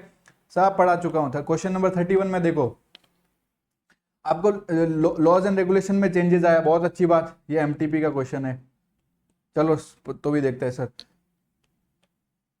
आ जाओ आ जाओ आ जाओ सर। चेंज आ गया लॉज एंड रेगुलेशन में, प्रोडक्शन कैपेसिटी लाइसेंस में कुछ आपको नया चाहिए, ले लिया, चलो। मैनेजमेंट ऑफ द कंपनी ने असेस्ट किया impact of the change in law, ये चेंज इन लॉस आया तो हमारे फाइनेंशियल पोजीशन पे इसका क्या इंपैक्ट होगा, कोई लॉज एंड रेगुलेशन में चेंज आया, वो कौन सा लॉज है, क्या है, प्रोडक्शन कैपेसिटी का लाइसेंस वगैरह नया लेना पड़ा, ठीक है। काम की बात ये है कि भैया आपका चेंज हुआ ना लॉ पे, तो फाइनेंशियल पोजीशन पे इफेक्ट पड़ा, ठीक है। और आपने वो मैटर आपने अप्रोप्रिएटली डिस्क्लोज कर दिया, वो चीज कहाँ पे, फाइनेंशियल स्टेटमेंट में। तो जो चीज प्रेजेंटेड है अप्रोप्रिएटली डिस्क्लोज है एफएस में, वो कहाँ पे जाएगी, यूएमपी में जाएगी। तो यहाँ पे ये लोग कह रहे हैं इसको ओएमपी में डालेंगे, क्यों, जबरदस्ती है भाई, नहीं डाल सकते। तो ये कब इसको अपन इंक्लूड करते हैं, वो लिख दिया, 705 वाला नहीं होना चाहिए, 701 वाला नहीं होना चाहिए। और अपन अगर ये मैटर जिसपे अपन वो नहीं करेंगे, मतलब मॉडिफाई नहीं करेंगे, और ये कीवर्ड मैटर डिटरमाइन नहीं होता, तो ये जाना तो इम्फेसिस ऑफ मैटर पैराग्राफ में है, क्योंकि अप्रोप्रिएटली प्रेजेंट और डिस्क्लोज तो वही है ना, साफ साफ लिखा है कि उन्होंने डिस्क्लोज किया है, क्या क्या किया है, इधर देखो फिर से देख लो, इम्पैक्ट जो चेंज हुआ है लॉ में ओवर द फाइनेंशियल पोजीशन, वो असेस्ट किया और अप्रोप्रिएटली डिस्क्लोज किया है, ठीक है। आया मुझे question number 32 I guess last question है, ठीक है आपका। ऐसे 706 भी खत्म। सर देखो, पीटीडी लिमिटेड इंगेज्ड है business of execution of construction contract का धंधा करता है, चलो अच्छी बात है। सर इसके पैसे कुछ बाकी है, नॉन करंट रिसीवेबल आउटस्टैंडिंग दिख रहा है सर, कितने के, 500 करोड़ के, अरे वाह भाई। तो क्या है उसमें रिप्रेजेंट करता है, ये क्या है 500 करोड़ में, वो क्या रिप्रेजेंट कर रहा है, क्लेम्स जो रेज किए कंपनी ने, किस पे, क्लाइंट्स पे, भैया कंस्ट्रक्शन कंपनी का काम है। तो ये क्या कर रहा है, इन्होंने क्लेम रेज कर रखी है कि भैया तुमने कॉस्ट ओवररन हो गया, क्योंकि आपने डिले करवाया, वर्क स्पेसिफिकेशन चेंज कराया, मतलब बिल्डिंग बना रहे होंगे किसी क्लाइंट की, वो कह रहे हैं तुमने चेंज करा दिया स्पेसिफिकेशन, लेआउट चेंज करा दिया, तो हम तुमसे और पैसे मांग रहे हैं। तो उन्होंने नॉन करंट रिसीवेबल्स में आउटस्टैंडिंग में 500 करोड़ दिखा रखे हैं। इस मैटर पे आर्बिट्रेशन भी चल रहा है, ठीक है। कंपनी ने कंसीडर किया कि ये सारा का सारा अमाउंट फुल्ली रिकवरेबल है, मैनेजमेंट ने कहा, मैनेजमेंट कहता है कि सारा का सारा पैसा आ जाएगा। पीयूष भैया है ऑडिटर कंपनी के, ठीक है, उन्होंने क्या उन्होंने रिलाई कर लिया जो मैनेजमेंट ने कहा, और मैनेजमेंट रिप्रेजेंटेशन पे रिलाई कर लिया। भैया कैसे रिलाई कर लिया, ऑडिटर है, ऐसे रिलाई नहीं कर सकता, आपको कॉन्ट्रैक्ट्स देखने पड़ेंगे, आपको बाकी other alternative audit procedures perform करने पड़ेंगे। और उसके बाद में नीचे क्या लिखा है, अभी ये भाई साहब चाहते हैं कि how do you view decision, मतलब उन्होंने ये डिसीजन लिया कि ये यूएमपी में डाल देते हैं। पीयूष जी ने कुछ किया नहीं और इस मैटर को इम्पोर्ट यूएमपी में डाल देते हैं। तो पीयूष जी आप डाल तो सकते हो, पर आपको ये पता होना चाहिए कि यूएमपी होता क्या, पहले वो बता दो। फंडामेंटल है यूजर अंडरस्टैंडिंग के लिए, ये बता दो। मैनेजमेंट रिप्रेजेंटेशन मैंने आपको पहले ही बोला था काफी नहीं है, सफिशिएंट अप्रोप्रिएट ऑडिट डिविडेंस के लिए आपको अदर ऑडिट प्रोसीजर्स, मतलब अदर ऑब्टेन करने पड़ेंगे ऑडिट प्रोसीजर्स, आपको कॉन्ट्रैक्ट वगैरह देखने पड़ेंगे, सेल्स एग्रीमेंट वगैरह देखने पड़ेंगे, ठीक है। इधर लिखा हुआ भी होगा कि मैनेजमेंट रिप्रेजेंटेशन, देखो आपको वेरीफाई करना है कॉन्ट्रैक्ट, ठीक है, आपका स्टेटस क्या है आर्बिट्रेशन प्रोसीडिंग का, तो ये आपको अदर ऑडिट प्रोसीजर परफॉर्म करने पड़ेंगे, लिखा हुआ है, ठीक है। तो ऑडिटर अब इसमें क्या करना, auditor should form his opinion, और अपना ओपिनियन उसको फॉर्म करेगा बाय परफॉर्मिंग एडिशनल प्रोसीजर, और उसको लगता है कि इस पे अपने को मॉडिफाई नहीं करना पड़ेगा ओपिनियन, तब आप दे सकते हो कि इसमें एम्फेसिस ऑफ मैटर पैराग्राफ में, ठीक है। कोई दिक्कत नहीं सर। डन, ऐसे 706 डन।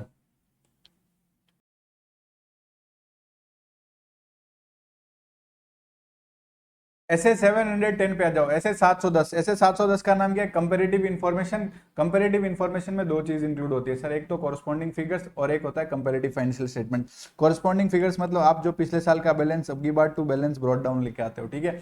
और कंपैरेटिव एफएस मतलब पूरा का पूरा फाइनेंशियल स्टेटमेंट ले आए पिछले साल का कंपेयर करने के लिए। तो कंपैरेटिव इन्फॉर्मेशन में दो चीज इंक्लूड होती है, corresponding figures and comparative financial statement. ऐसे 710 का नाम क्या हो गया, comparative information, corresponding figures and comparative financial statement. इसमें कोई दिक्कत नहीं होनी चाहिए।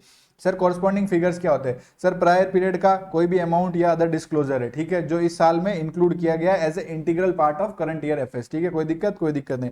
कंपैरेटिव एफएस में पिछले साल का एफएस ही लिया है, ठीक है, फॉर दी प्रायर पीरियड जिसको अपन ने इंक्लूड किया है with the comparison with the FS, ठीक है, वो एफएस के सारे आइटम को अपन साइड में लिख के सारा कंपेयर करते हैं ना, तो कंपैरेटिव एफएस हो गया, कोई दिक्कत।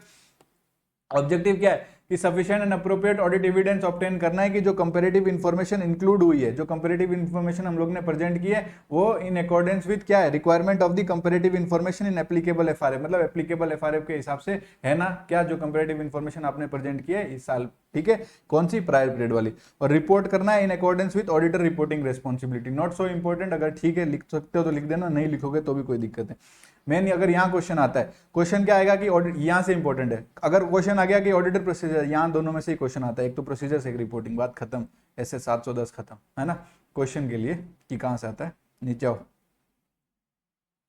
ठीक है।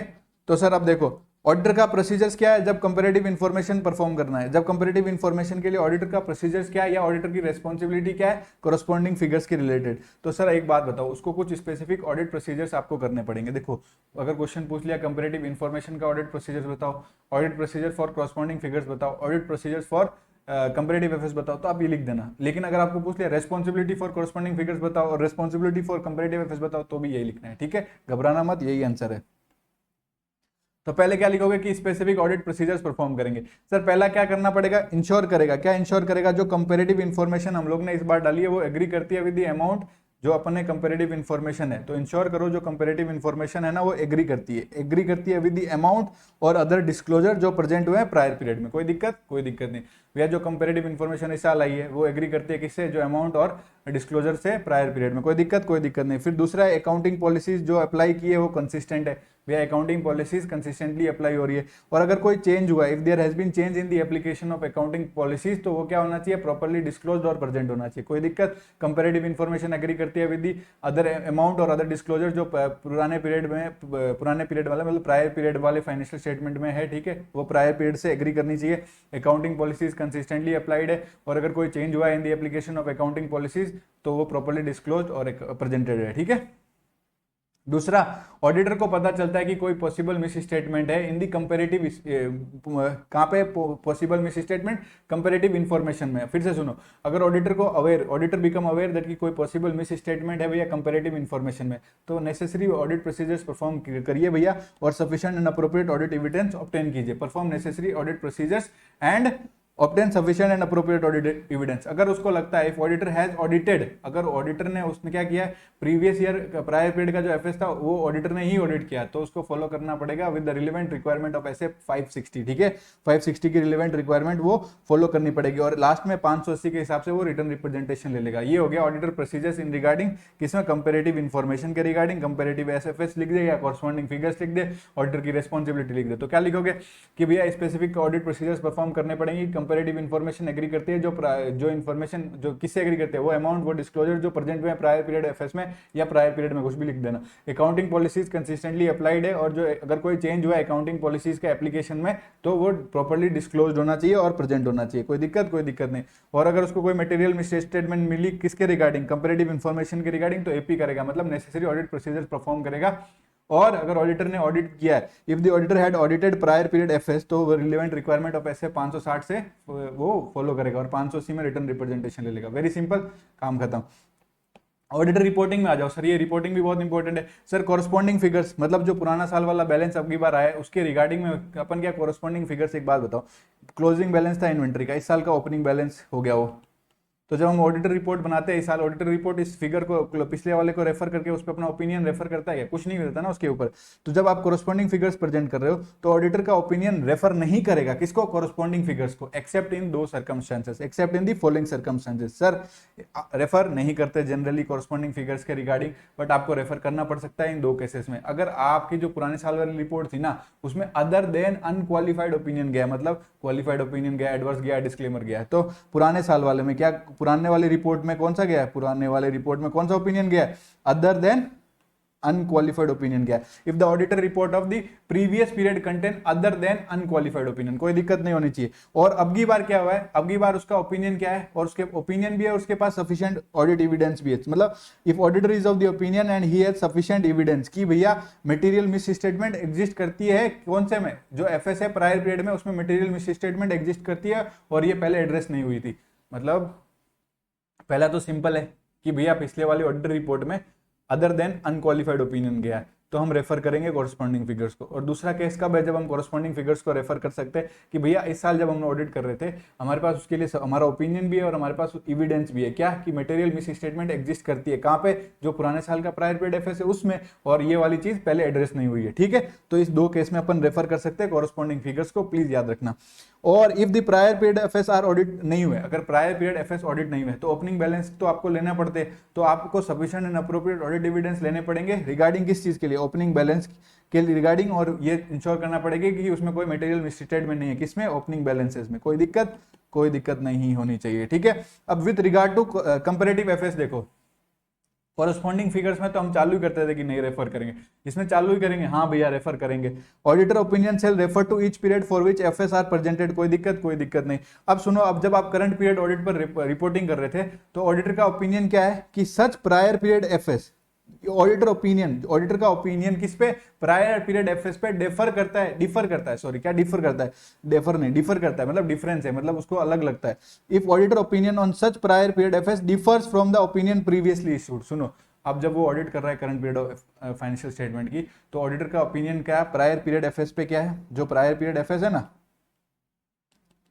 उसमें उसको जो ओपिनियन अभी दिया है, मतलब जो ओपिनियन पहले दिया हुआ था और जो ओपिनियन अब उसको लगता है वो अलग है, डिफर है, मतलब अलग है, तो वो क्या करेगा, डिस्क्लोज करेगा substantive reason for different opinion in OMP, मतलब अदर मैटर पैराग्राफ में डिस्क्लोज कर देगा सब्सटेंसिव रीजन की उसको क्यों लगता है, रीजन फॉर डिफरेंट ओपिनियन का जो रीजन है वो कहां पे इंक्लूड कर देगा, अदर मैटर पैराग्राफ में डिस्क्लोज कर देगा। तो डिस्क्लोज द सब्सटेंसिव रीजन, उसके कारण for the different opinion in the OMP in his report, OMP में कर देगा। तो पहले रेफर, फिर उसको लगा डिफर, है ना, पहले रेफर हो गया, फिर रेफर में तो भैया सीधा लिख देना, कंपैरेटिव एफएस में रेफर करते ही है प्रायर पीरियड एफएस को, कोई दिक्कत नहीं है, ठीक है। तो ऑडिटर ओपिनियन रेफर करेगा each period for which financial statement are presented, कोई दिक्कत नहीं। और जब आप रिपोर्ट कर रहे थे करंट पीरियड एफएस में, तो ऑडिटर का ओपिनियन क्या है, प्रायर पीरियड को लेके वो अलग है, जो ओपिनियन आपने प्रेजेंट किया उससे अलग है, तो वो क्या करेगा, उसका सब्सटेंसिव रीजन कहां देगा, give disclose the substantive reason for the different opinion in OMP other matter paragraph, बहुत सिंपल है। अगर ऑडिटर कंक्लूड करता है मटेरियल मिस स्टेटमेंट प्रेजेंट है, कहां पे, प्रीवियसली ऑडिटेड फिगर्स में मटेरियल मिस स्टेटमेंट प्रेजेंट है, तो पहले वो रिपोर्ट करेगा किसको, अप्रोप्रिएट लेवल ऑफ मैनेजमेंट को, और रिक्वेस्ट करेगा और उनको बोलेगा, उनको कहेगा request that the predecessor auditor को इन्फॉर्म कर दिया जाए। तो पहले रिपोर्ट कर देगा अप्रोप्रिएट लेवल ऑफ मैनेजमेंट को और बोलेगा, रिक्वेस्ट करेगा मैनेजमेंट से कि request that the predecessor auditor, predecessor auditor कौन सा ऑडिटर हो गया सर, पुराना, जो हम ऑडिट करना है उससे पहले यहाँ कोई ऑडिट कर रहा होगा, वो प्री डिसीजर ऑडिटर को इन्फॉर्म कर दिया जाए इस चीज के बारे में।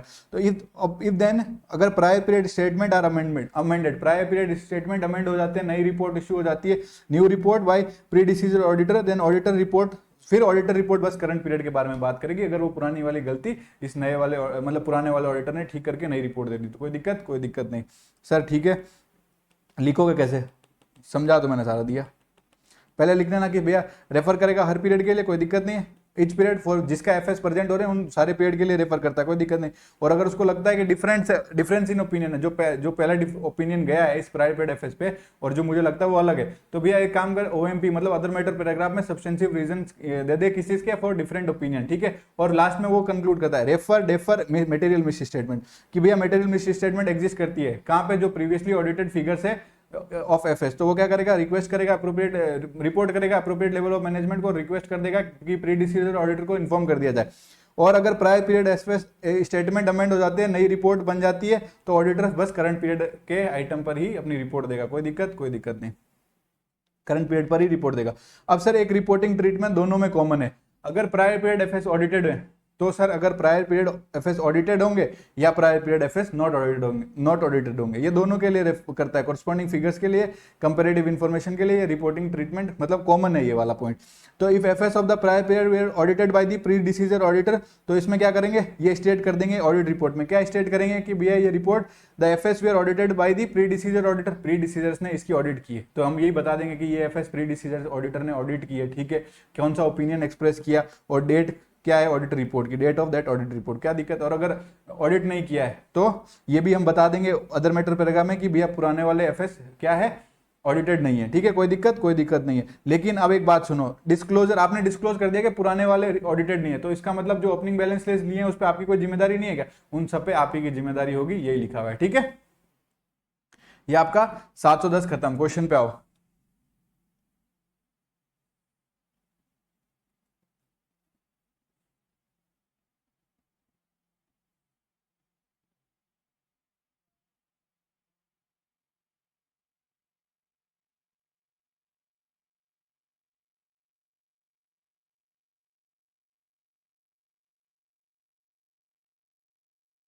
ऑडिटर की रेस्पॉन्सिबिलिटी क्या है रिगार्डिंग कंपेरेटिव्स, ऑडिटर की रेस्पॉन्सिबिलिटी क्या है regarding in respect of corresponding figures, audit procedures क्या है, प्रीवियस ईयर का क्वेश्चन है 21 में आया हुआ है, तो सर वही है ना कि भैया कंपेरेटिव इन्फॉर्मेशन एग्री करती है ना, prior period accounting policy consistently applied है, अगर कोई पॉसिबल मटेरियल मिस स्टेटमेंट मिली तो परफॉर्म करेगा एडिशनल प्रोसीजर्स, और अगर उसने खुद ही ऑडिट की थी प्रायर पीरियड की तो ऐसे 560 और 580 में रिटर्न रिप्रेजेंटेशन ले लेगा। कितना अच्छा आया तो आप लोग लिख दोगे, 5 नंबर मिल जाएगा।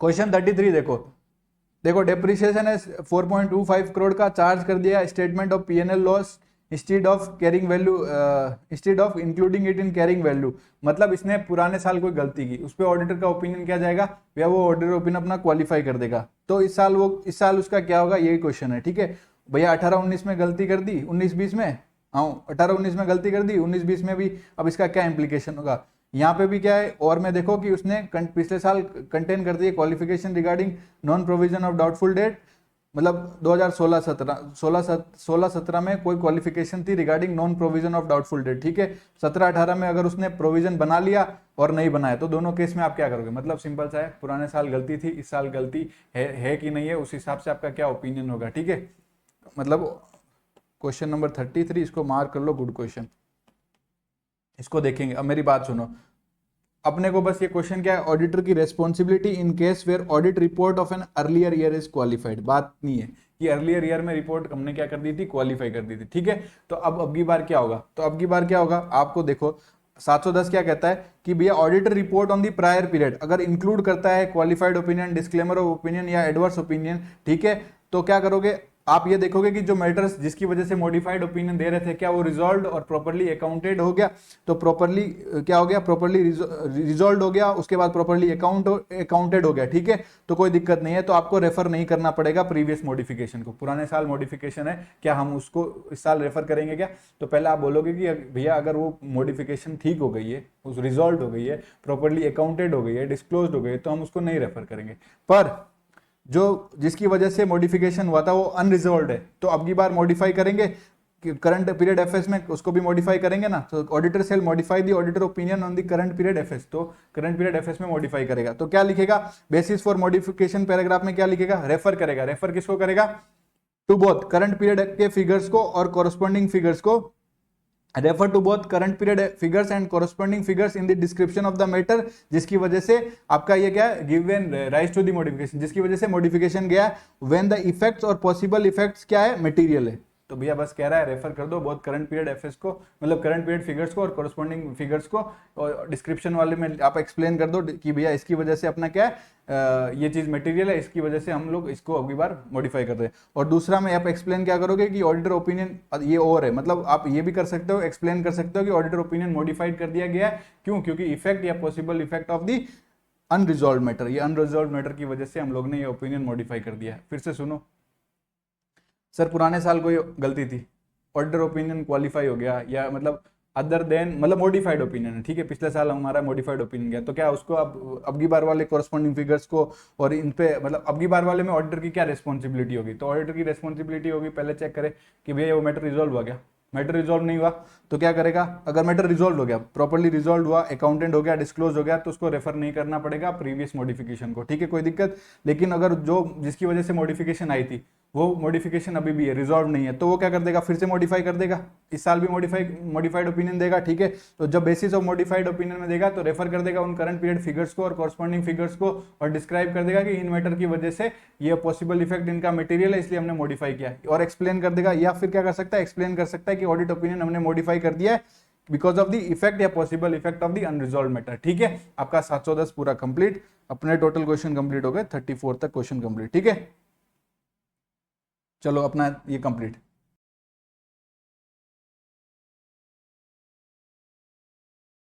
ऐसे 720 का क्या नाम है, ऑडिटर की responsibility relating to other information. भैया अपन जो अपना एनुअल रिपोर्ट जाती है उसके साथ एंटिटी कुछ अलग में इन्फॉर्मेशन भी देती है, अदर इन्फॉर्मेशन भी इंक्लूड करती है एनुअल रिपोर्ट में, तो उसमें ऑडिटर की क्या रेस्पॉन्सिबिलिटी होगी जब अदर इन्फॉर्मेशन जारी होगी, तो ऐसे 720 the auditor responsibility relating to other information, वो अदर इन्फॉर्मेशन चाहे फाइनेंशियल भी हो सकती है, नॉन फाइनेंशियल इन्फॉर्मेशन भी हो सकती है। ये ऐसे दो चीज पे अप्लाई नहीं होता, ये ध्यान रखो, does not apply to preliminary announcement to of financial information, कोई फाइनेंशियल इन्फॉर्मेशन है वो जाके पहले ही मैनेजमेंट ने अनाउंस कर दी, बाहर मीडिया में अनाउंस कर दी या कहीं पे भी अनाउंस कर दी, कोई मीटिंग वगैरह में बोल दिया, प्रिलिमिनरी अनाउंसमेंट कर दिया कोई भी फाइनेंशियल इन्फॉर्मेशन का, तो 720 का वहां पे अप्लाई होता है क्या?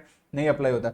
या सर कोई सिक्योरिटी ऑफरिंग डॉक्यूमेंट है, ठीक है, इंक्लूडिंग प्रोस्पेक्टस, ठीक है, तो कोई सिक्योरिटी ऑफरिंग डॉक्यूमेंट है इंक्लूडिंग प्रोस्पेक्टस, उस पर कोई अदर इन्फॉर्मेशन गई है, उस पर भी हमारी कोई जिम्मेदारी नहीं, ठीक है, ये ऐसे 720 उस पर अप्लाई नहीं होता, ठीक है। उसके बाद ऑब्जेक्टिव क्या है? ऑब्जेक्टिव यही है कि भैया मटेरियल इनकंसिस्टेंसी है क्या, किसमें, जो आप अदर इन्फॉर्मेशन में, जो अदर इन्फॉर्मेशन जा रही है ना अदर इन्फॉर्मेशन में, और जो हमारे फाइनेंशियल स्टेटमेंट में जो इन्फॉर्मेशन है, जो डिस्क्लोजर है, उसके बीच में क्या मटेरियल इनकंसिस्टेंसी है, मतलब सेम होनी चाहिए। तो पहले देखेंगे कि क्या कोई मटेरियल इनकंसिस्टेंसी है किसमें, अदर इन्फॉर्मेशन और एफएस में। दूसरा कंसिडर करेंगे क्या मटेरियल इनकंसिस्टेंसी एग्जिस्ट करती है अदर इन्फॉर्मेशन में या ऑडिटर के नॉलेज में, जो ऑडिटर के नॉलेज ऑब्टेन हुआ है ऑडिट के समय। देखो ऑडिट करता है ऑडिटर तो उसको बहुत सारी चीजों के बारे में पता चलता है, और फिर वो अदर इन्फॉर्मेशन देखता है, तो अगर वो क्या देखेगा कि यार जो मैंने तो मतलब देखा था, जो सुना था, या फिर जो काम करते हैं मुझे पता चला था, तो मुझे लगा था कि ये बात है, बट अदर इन्फॉर्मेशन में कुछ और है। तो क्या कोई मटेरियल इनकंसिस्टेंसी एग्जिस्ट करती है अदर इन्फॉर्मेशन या जो ऑडिटर के नॉलेज ऑब्टेन, जब ऑडिटर के जो नॉलेज में ऑब्टेन हुआ ड्यूरिंग दी ऑडिट, ठीक है।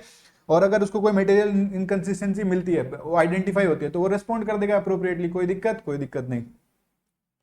Sir obtaining the other information, तो भैया ऑब्टेन कर ले अदर इन्फॉर्मेशन, कौन से डॉक्यूमेंट्स है जो कंप्राइज करेंगे एनुअल रिपोर्ट्स में, कब ये अदर इन्फॉर्मेशन का जो डॉक्यूमेंट्स है इशू करेगी, तो एंटिटी का प्लान मैनर क्या है, टाइमिंग ऑफ इशुएंस क्या है, ये देख लो, एंटिटी के साथ में अरेंजमेंट करके वो टाइमली मैनर में ले लो prior to the date of audit report, और चेक कर लो क्या फाइनल वर्जन ऑफ डॉक्यूमेंट जिसमें क्या होगी अदर इन्फॉर्मेशन होगी।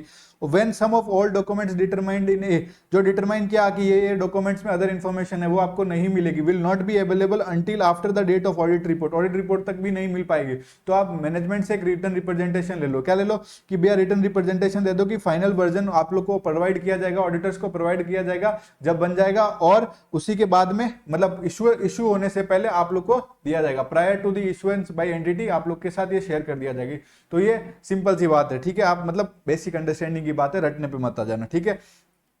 आपको अगर रटने का मन है तो बता रहा हूं, ये वाले एग्जाम्पल्स रटने आपको, और इस वाले ऐसे में एक ये क्वेश्चन रटना है बस, मतलब समझना है, मतलब ये वाला तो समझने वाला चीज है, एग्जाम्पल्स तो रटने ही पड़ेंगे आपको, फिर मैं पर कैसे रटने में बता दूंगा, ठीक है।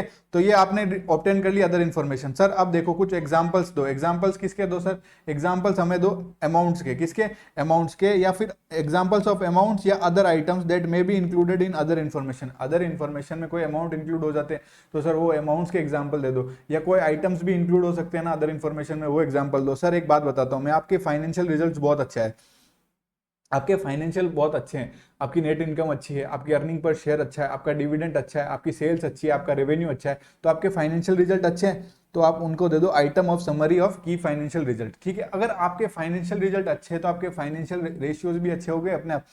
तो फाइनेंशियल मेजर्स और रेशियोज के बारे में बता दो, जैसे कि ग्रोस मार्जिन क्या है, return on average capital employed क्या है, ठीक है, इक्विटी का ये मतलब ये क्या है, return on average share holder equity क्या है, करंट रेशियो क्या है, इंटरेस्ट कवरेज रेशियो क्या है, डेप्ट रेशियो क्या है, मतलब फाइनेंशियल मेजर्स और रेशियो दे दो। के फाइनेंशियल रिजल्ट अच्छे तो आपके रेशियोज और फाइनेंशियल मेजर्स भी अच्छे हो गए। तो इतने अगर आपका फाइनेंशियल अच्छे हो गए तो आपका क्या लिक्विडिटी बढ़ गई, तो सर आप अपने लिक्विडिटी और कैपिटल रिसोर्स की इंफॉर्मेशन दे दो, cash equivalent marketable securities example के तौर पे, तो आप लिक्विडिटी और कैपिटल इंफॉर्मेशन की इंफॉर्मेशन दे दो। अब आपके पास इतना सारा लिक्विडिटी हो गया, कैश हो गया, तो आप कैपिटल एक्सपेंडिचर करोगे, तो कैपिटल एक्सपेंडिचर करेगा कोई भी सेगमेंट या कोई भी डिवीजन, तो वो बता दो। या फिर अब देखो आपके फाइनेंशियल रिजल्ट अच्छे हुए, आपके फाइनेंशियल मेजर्स अच्छे हो गए, आपकी लिक्विडिटी बढ़ गई, आपने कैपिटल एक्सपेंडिचर करना चालू कर दिया, तो और आप अमाउंट देने लग गए गारंटीज में, कॉन्ट्रेक्चुअल ऑब्लिगेशन में, फिर फंसोगे तो कहीं लीगल इन्वायरमेंट क्लेम्स वगैरह भी आ जाएगी, ठीक है।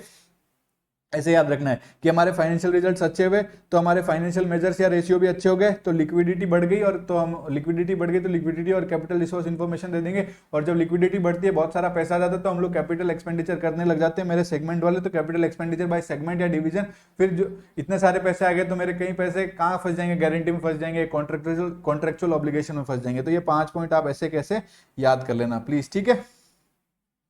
अदर आइटम्स में सर कौन से एग्जाम्पल्स होंगे, इधर आओ। अदर आइटम्स में आपको ओवरव्यू देना है अपने स्ट्रेटेजी का। क्या देना है? पहले overview, identify, explain. Overview of your strategy, identify your related party and explain critical accounting estimates. Sir other items में कैसा करोगे? अदर आइटम्स में क्या करोगे सर? आप ओवरव्यू दे दो अपने स्ट्रेटेजी का। सर क्या दे दोगे? ओवरव्यू दे दो अपने स्ट्रेटेजी का, आइडेंटिफाई कर दो रिलेटेड पार्टीज, एक्सप्लेनेशन दे दो क्रिटिकल अकाउंटिंग एस्टिमेट्स का। सो सर अदर आइटम्स के 3, overview, identify, explain. Overview of your strategy, identification of RPT, explain कर दो क्रिटिकल अकाउंटिंग एस्टिमेट्स। बाकी नीचे के 4 पॉइंट चारों के चारों डिस्क्राइब करने हैं आपको। अपना बिजनेस इन्वायरमेंट और आउटलुक डिस्क्राइब करो, कोई गारंटी, आइडेंटिफिकेशन या कोई कॉन्ट्रेक्चुअल ऑब्लिगेशन है उसको डिस्क्राइब करो, लीगल रिक्वायरमेंट में चेंजेस है उसको डिस्क्राइब करो, और ट्रेंड ऑफ मार्केट प्राइसेस को डिस्क्राइब करो। तो ये सबकी डिस्क्रिप्शन देनी पड़ेगी। तो अपन ने देखो यहाँ पे पढ़ा, एक्सप्लेनेशन दे दो क्रिटिकल अकाउंटिंग की, आइडेंटिफिकेशन दे दो आरपीटी का, और ओवरव्यू दे दो स्ट्रेटेजी का। फिर आपको डिस्क्रिप्शन देनी है बिजनेस इन्वायरमेंट और आउटलुक की, गारंटी, आइडेंटिफिकेशन, कॉन्ट्रेक्चुअल ऑब्लिगेशंस की, फिर जो चेंजेस में लीगल और रेगुलेटरी रिक्वायरमेंट में, और लास्ट में description of trend in market prices. ठीक है, एक बार इसको ऐसे का ऐसे अपने हाथ से लिखना, आपको याद हो जाएंगे सारे पॉइंट्स। ठीक है, ओवरव्यू किसका? स्ट्रेटेजी का, आइडेंटिफिकेशन ऑफ आरपीटी, एबीसीडी मत करना। ठीक है, अगर ज्यादा एबीसीडी से याद करोगे तो वो हो जाएगा एनएम हो जाएगा, एनएम मतलब सर 9 मार्क्स हो जाएगा। ठीक है, तो वो सब मत करना, अब भूल जाओगे यार एबीसीडी कितना याद रखोगे। तो अदर आइटम्स में आप रखना ओवरव्यू स्ट्रेटेजी का, आइडेंटिफाई करो आरपीटी, एक्सप्लेन करो क्रिटिकल अकाउंटिंग एस्टिमेट्स। ठीक है, रिवीजन में फिर से रिवीजन कराता हूँ। डिस्क्रिप्शन क्या दोगे सर? बिजनेस इन्वायरमेंट और आउटलुक का, गारंटी, ऑब्लिगेशन, गारंटी कोई इंडिमिनिफिकेशन या कॉन्ट्रेक्चुअल ऑब्लिगेशन है, चेंजेस इन लीगल रिक्वायरमेंट है, या डिस्क्रिप्शन क्या है जो आपका ट्रेंड है मार्केट प्राइस का, उसका डिस्क्रिप्शन दे दो। प्लीज इसको एक बार लिखना, आपको याद हो जाएगा। ठीक है, तो ये क्वेश्चन आ सकता है, पिछले एक बार आया हुआ एग्जाम में। ठीक है, और बाकी तो 720 में नीचे वाला इंपॉर्टेंट है। ठीक है, अब रीड करो, और अदर इन्फॉर्मेशन में रीड करके क्या देखोगे? क्या मटेरियल इनकंसिस्टेंसी एग्जिस्ट करती है अदर इन्फॉर्मेशन या एफएस में, या फिर अदर इन्फॉर्मेशन या जो ऑडिटर के नॉलेज में अलर्ट रहना चाहिए कि उसको कोई इंडिकेशन मिल जाए कहीं पे कि मटेरियल मिस स्टेटमेंट है। ठीक है, तो ये भी इतना इंपॉर्टेंट नहीं, इग्नोर करो। अब बस ये इंपॉर्टेंट है, और अपना ये ऐसे खत्म। सर रेस्पॉन्डिंग करना है आपको जब ऑडिटर कंक्लूड करता है कि मटेरियल मिस स्टेटमेंट एग्जिस्ट करती है अदर इन्फॉर्मेशन में, तो आप रेस्पॉन्ड कैसे करोगे? भैया जब ऑडिटर ने कंक्लूड कर दिया ना कि मटेरियल मिस स्टेटमेंट एग्जिस्ट करती है, तो ऑडिटर पहले भागा भागा जाएगा और मैनेजमेंट को रिक्वेस्ट करेगा कि भैया इसको करेक्ट कर लो। मैनेजमेंट एग्री कर लिया, करेक्शन कर लिया, तो ये डिटरमाइन कर लेगा कि करेक्शन हो गया ना, बात खत्म। मैनेजमेंट रिफ्यूज कर दिया कि मैं नहीं कर रहा, तो हम जाएंगे टीसीडब्ल्यूजी के पास भागे भागे।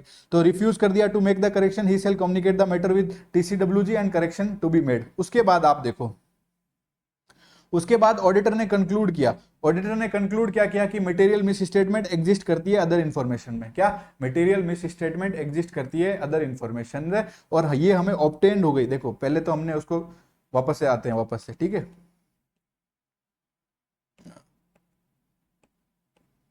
ये इंपॉर्टेंट है क्वेश्चन, इसीलिए वापस से करो इसको और याद करना है इसको।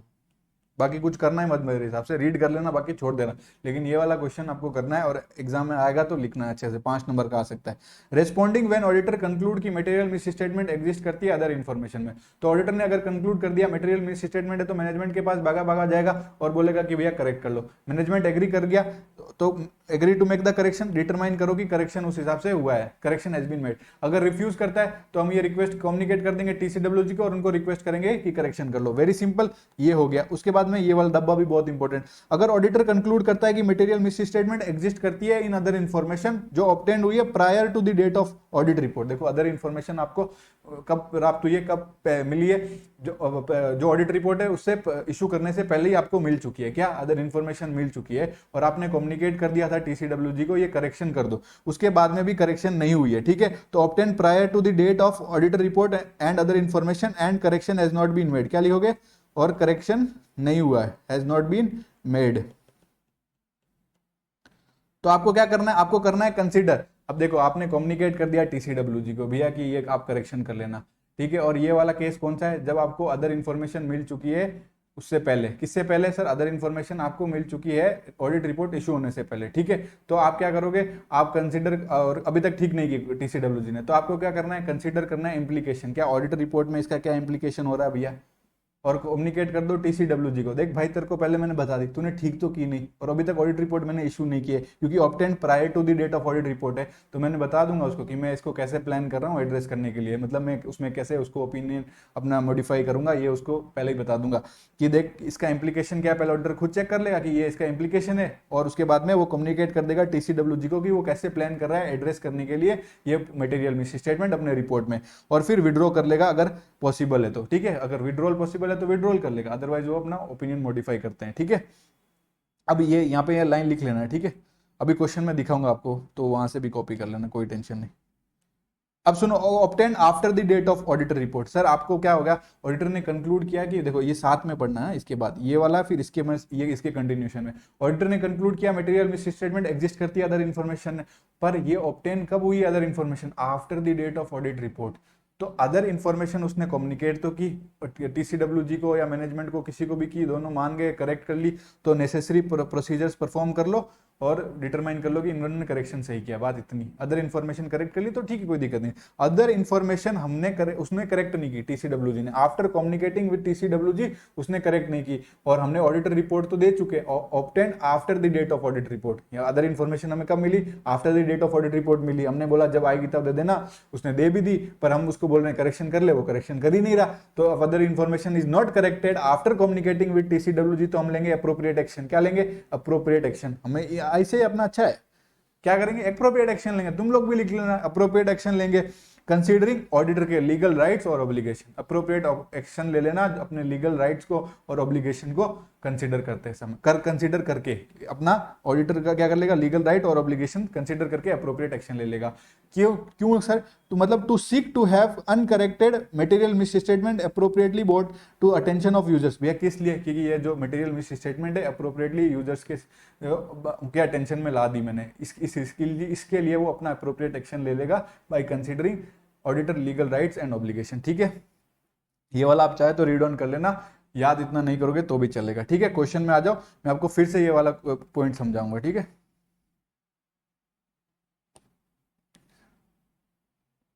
सबसे लास्ट वाला ऐसे पे आ जाओ क्वेश्चन में।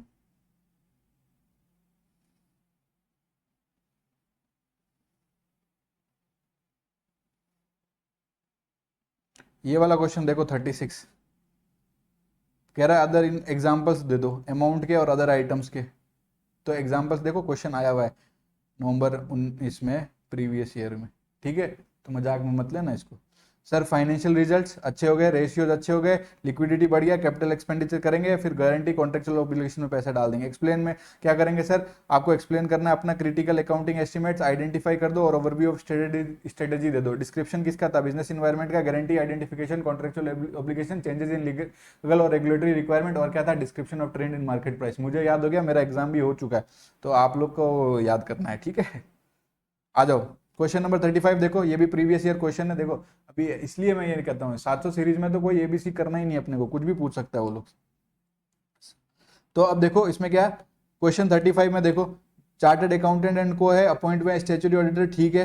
Company has included an item in annual report indicating downward trend. कोई भी भैया इन्होंने क्या किया, एक आइटम इंक्लूड किया जिसमें उन्होंने डाउनवर्ड ट्रेंड दिखाया मार्केट प्राइस में। ठीक है, बट एक्चुअल पोजीशन तो कुछ और है, actual position profit margin of the company has gone in the reverse direction, मतलब एक्चुअल कुछ और है। पार्टनर कहता है ये हमारी कोई मतलब नहीं है, अगर वो अदर इन्फॉर्मेशन में कुछ भी डाले, ठीक है, तो ये अपनी रिस्पॉन्सिबिलिटी नहीं है। तो कुछ भी कह रहा है वो तो अपनी तो रिस्पॉन्सिबिलिटी है। ऐसे 720 क्या कहता है, auditor responsibility relating to other information. तो ये अदर आइटम्स एग्जांपल है किसका, जो इंक्लूड होता है अदर इन्फॉर्मेशन में। हाँ जी सर, चेक करेंगे क्या मटेरियल इनकंसिस्टेंसी एग्जिस्ट करती है क्या, मटेरियल इनकंसिस्टेंसी एग्जिस्ट करती है तो फिर अपने को आइडेंटिफाई हो गया मटेरियल इनकंसिस्टेंसी। तो 720 के हिसाब से ऑडिटर अगर डिटरमाइन कर लेता है कि मटेरियल मिस स्टेटमेंट एग्जिस्ट करता है, मैंने मटेरियल अनसर्टेनिटी बोल देगा, सॉरी मटेरियल मिस स्टेटमेंट होगा अगर बोला है, तो मुझे तो याद भी नहीं क्या बोला। ठीक है, मटेरियल मिस स्टेटमेंट होगा अगर मैंने कुछ गलत बोल दिया। तो मटेरियल मिस स्टेटमेंट एग्जिस्ट करती है तो आपको ये रिक्वेस्ट करना पड़ेगा मैनेजमेंट को, करेक्ट कर ले। एग्री कर लिया तो ठीक है, डिटरमाइन कर लो करेक्शन सही हुआ है। अगर रिफ्यूज कर लेता तो कम्युनिकेट कर दो मैटर को टीसीडब्ल्यूजी और रिक्वेस्ट करो कि भैया करेक्शन मेड हो गया। अब लास्ट क्वेश्चन पे आओ और लास्ट वाला पॉइंट आओ। ठीक है, क्वेश्चन नंबर 37, हाँ question number 37 very good question. ठीक है, इसको भी देखो, इसने कंक्लूड कर दिया कि मटेरियल मिस स्टेटमेंट एग्जिस्ट करती है अदर इन्फॉर्मेशन में। तो फिर आप कैसे करोगे, अगर आपको how to respond to other material misstatement of the obtain prior to the date, अगर ऑब्टेन हुई है prior to the date of audit report में, आपको अदर इन्फॉर्मेशन प्रायर मिल गई या आफ्टर मिल गई, दोनों केस में आपको बताना है, बस कोई टेंशन नहीं है। पहले लिख देंगे कि भैया आप रिक्वेस्ट करेगा मैनेजमेंट करेक्ट करने के लिए, एग्री कर दिया तो डिटरमाइन कर लो करेक्शन सही हो गया। अगर रिफ्यूज कर रहा है तो कम्युनिकेट कर दे मैटर टीसीडब्ल्यूजी को और रिक्वेस्ट करो टीसीडब्ल्यूजी को कि करेक्शन हो जाए। ठीक है, फिर ऑडिटर कंक्लूड करता है, कंक्लूड क्या करता है, कि मटेरियल मिस स्टेटमेंट एग्जिस्ट करती है अदर इन्फॉर्मेशन में। और ऑब्टेन कब कब हुई है, मैं ये ऑब्टेन हो गई prior to the date of audit report. भैया ऑडिट रिपोर्ट अभी तक हमने इशू नहीं की, अभी हमारे हाथ में ही है पूरा गेम। अब हम ऑडिट रिपोर्ट में क्या कर देंगे, अगर आफ्टर, देखो यहाँ पे देखो, other information is not corrected after communicating with TCWG, communicate कर दिया उन्होंने टीसीडब्ल्यूजी ने और करेक्ट नहीं किया, और ऑडिटर रिपोर्ट अभी तक इशू नहीं हुई है। Obtain prior, other information obtain कब हुई है, prior to the date of audit report. ठीक, क्यों करना है अपने को, कंसिडर कर लो इंप्लीकेशन क्या होगा ऑडिट रिपोर्ट में, ठीक है। और कम्युनिकेट कर दो, देख भाई टीसीडब्ल्यूजी मैं इसको ऐसे एड्रेस करूंगा, how the auditor plan to address the material misstatement, और अगर पॉसिबल है विड्रॉ करना तो विड्रॉ कर लेना। अगर ऑडिटर कंक्लूड करता है कि मटेरियल स्टेटमेंट एग्जिस्ट करती है, और ये मिली कब है, after obtain after the date of audit report है, ठीक है, after the date of audit report, तो क्या करोगे, पहले देखोगे कि अदर इन्फॉर्मेशन करेक्ट कर दी तो नेसेसरी प्रोसीजर्स जो परफॉर्म करने हैं वो कर लो, काम खत्म, ठीक है। अगर नहीं की, if other information is not corrected after communicating with TCWG, और ऑडिट रिपोर्ट जा चुकी है भाई अब, तो अब हमारे पास क्या रास्ता बचा, हम अप्रोप्रिएट एक्शन लेंगे। ऑडिटर के लीगल राइट्स और ऑब्लिगेशंस को कंसीडर करते हुए उनको कंसीडर करेंगे, और लीगल राइट्स और ऑब्लिगेशन को कंसीडर करेंगे और अप्रोप्रिएट एक्शन ले लेंगे इस हिसाब से कि ये जो अनकरेक्टेड मटेरियल मिस स्टेटमेंट है वो यूजर्स के अटेंशन में आ जाए, ठीक है। वेरी सिंपल, आपका 700 सीरीज पूरा कंप्लीट कर दिया मैंने अच्छे से। इसमें प्लीज कोई एबीसीडी कैटेगरी मत करना और अच्छे से सारे क्वेश्चन लगाना, ठीक है।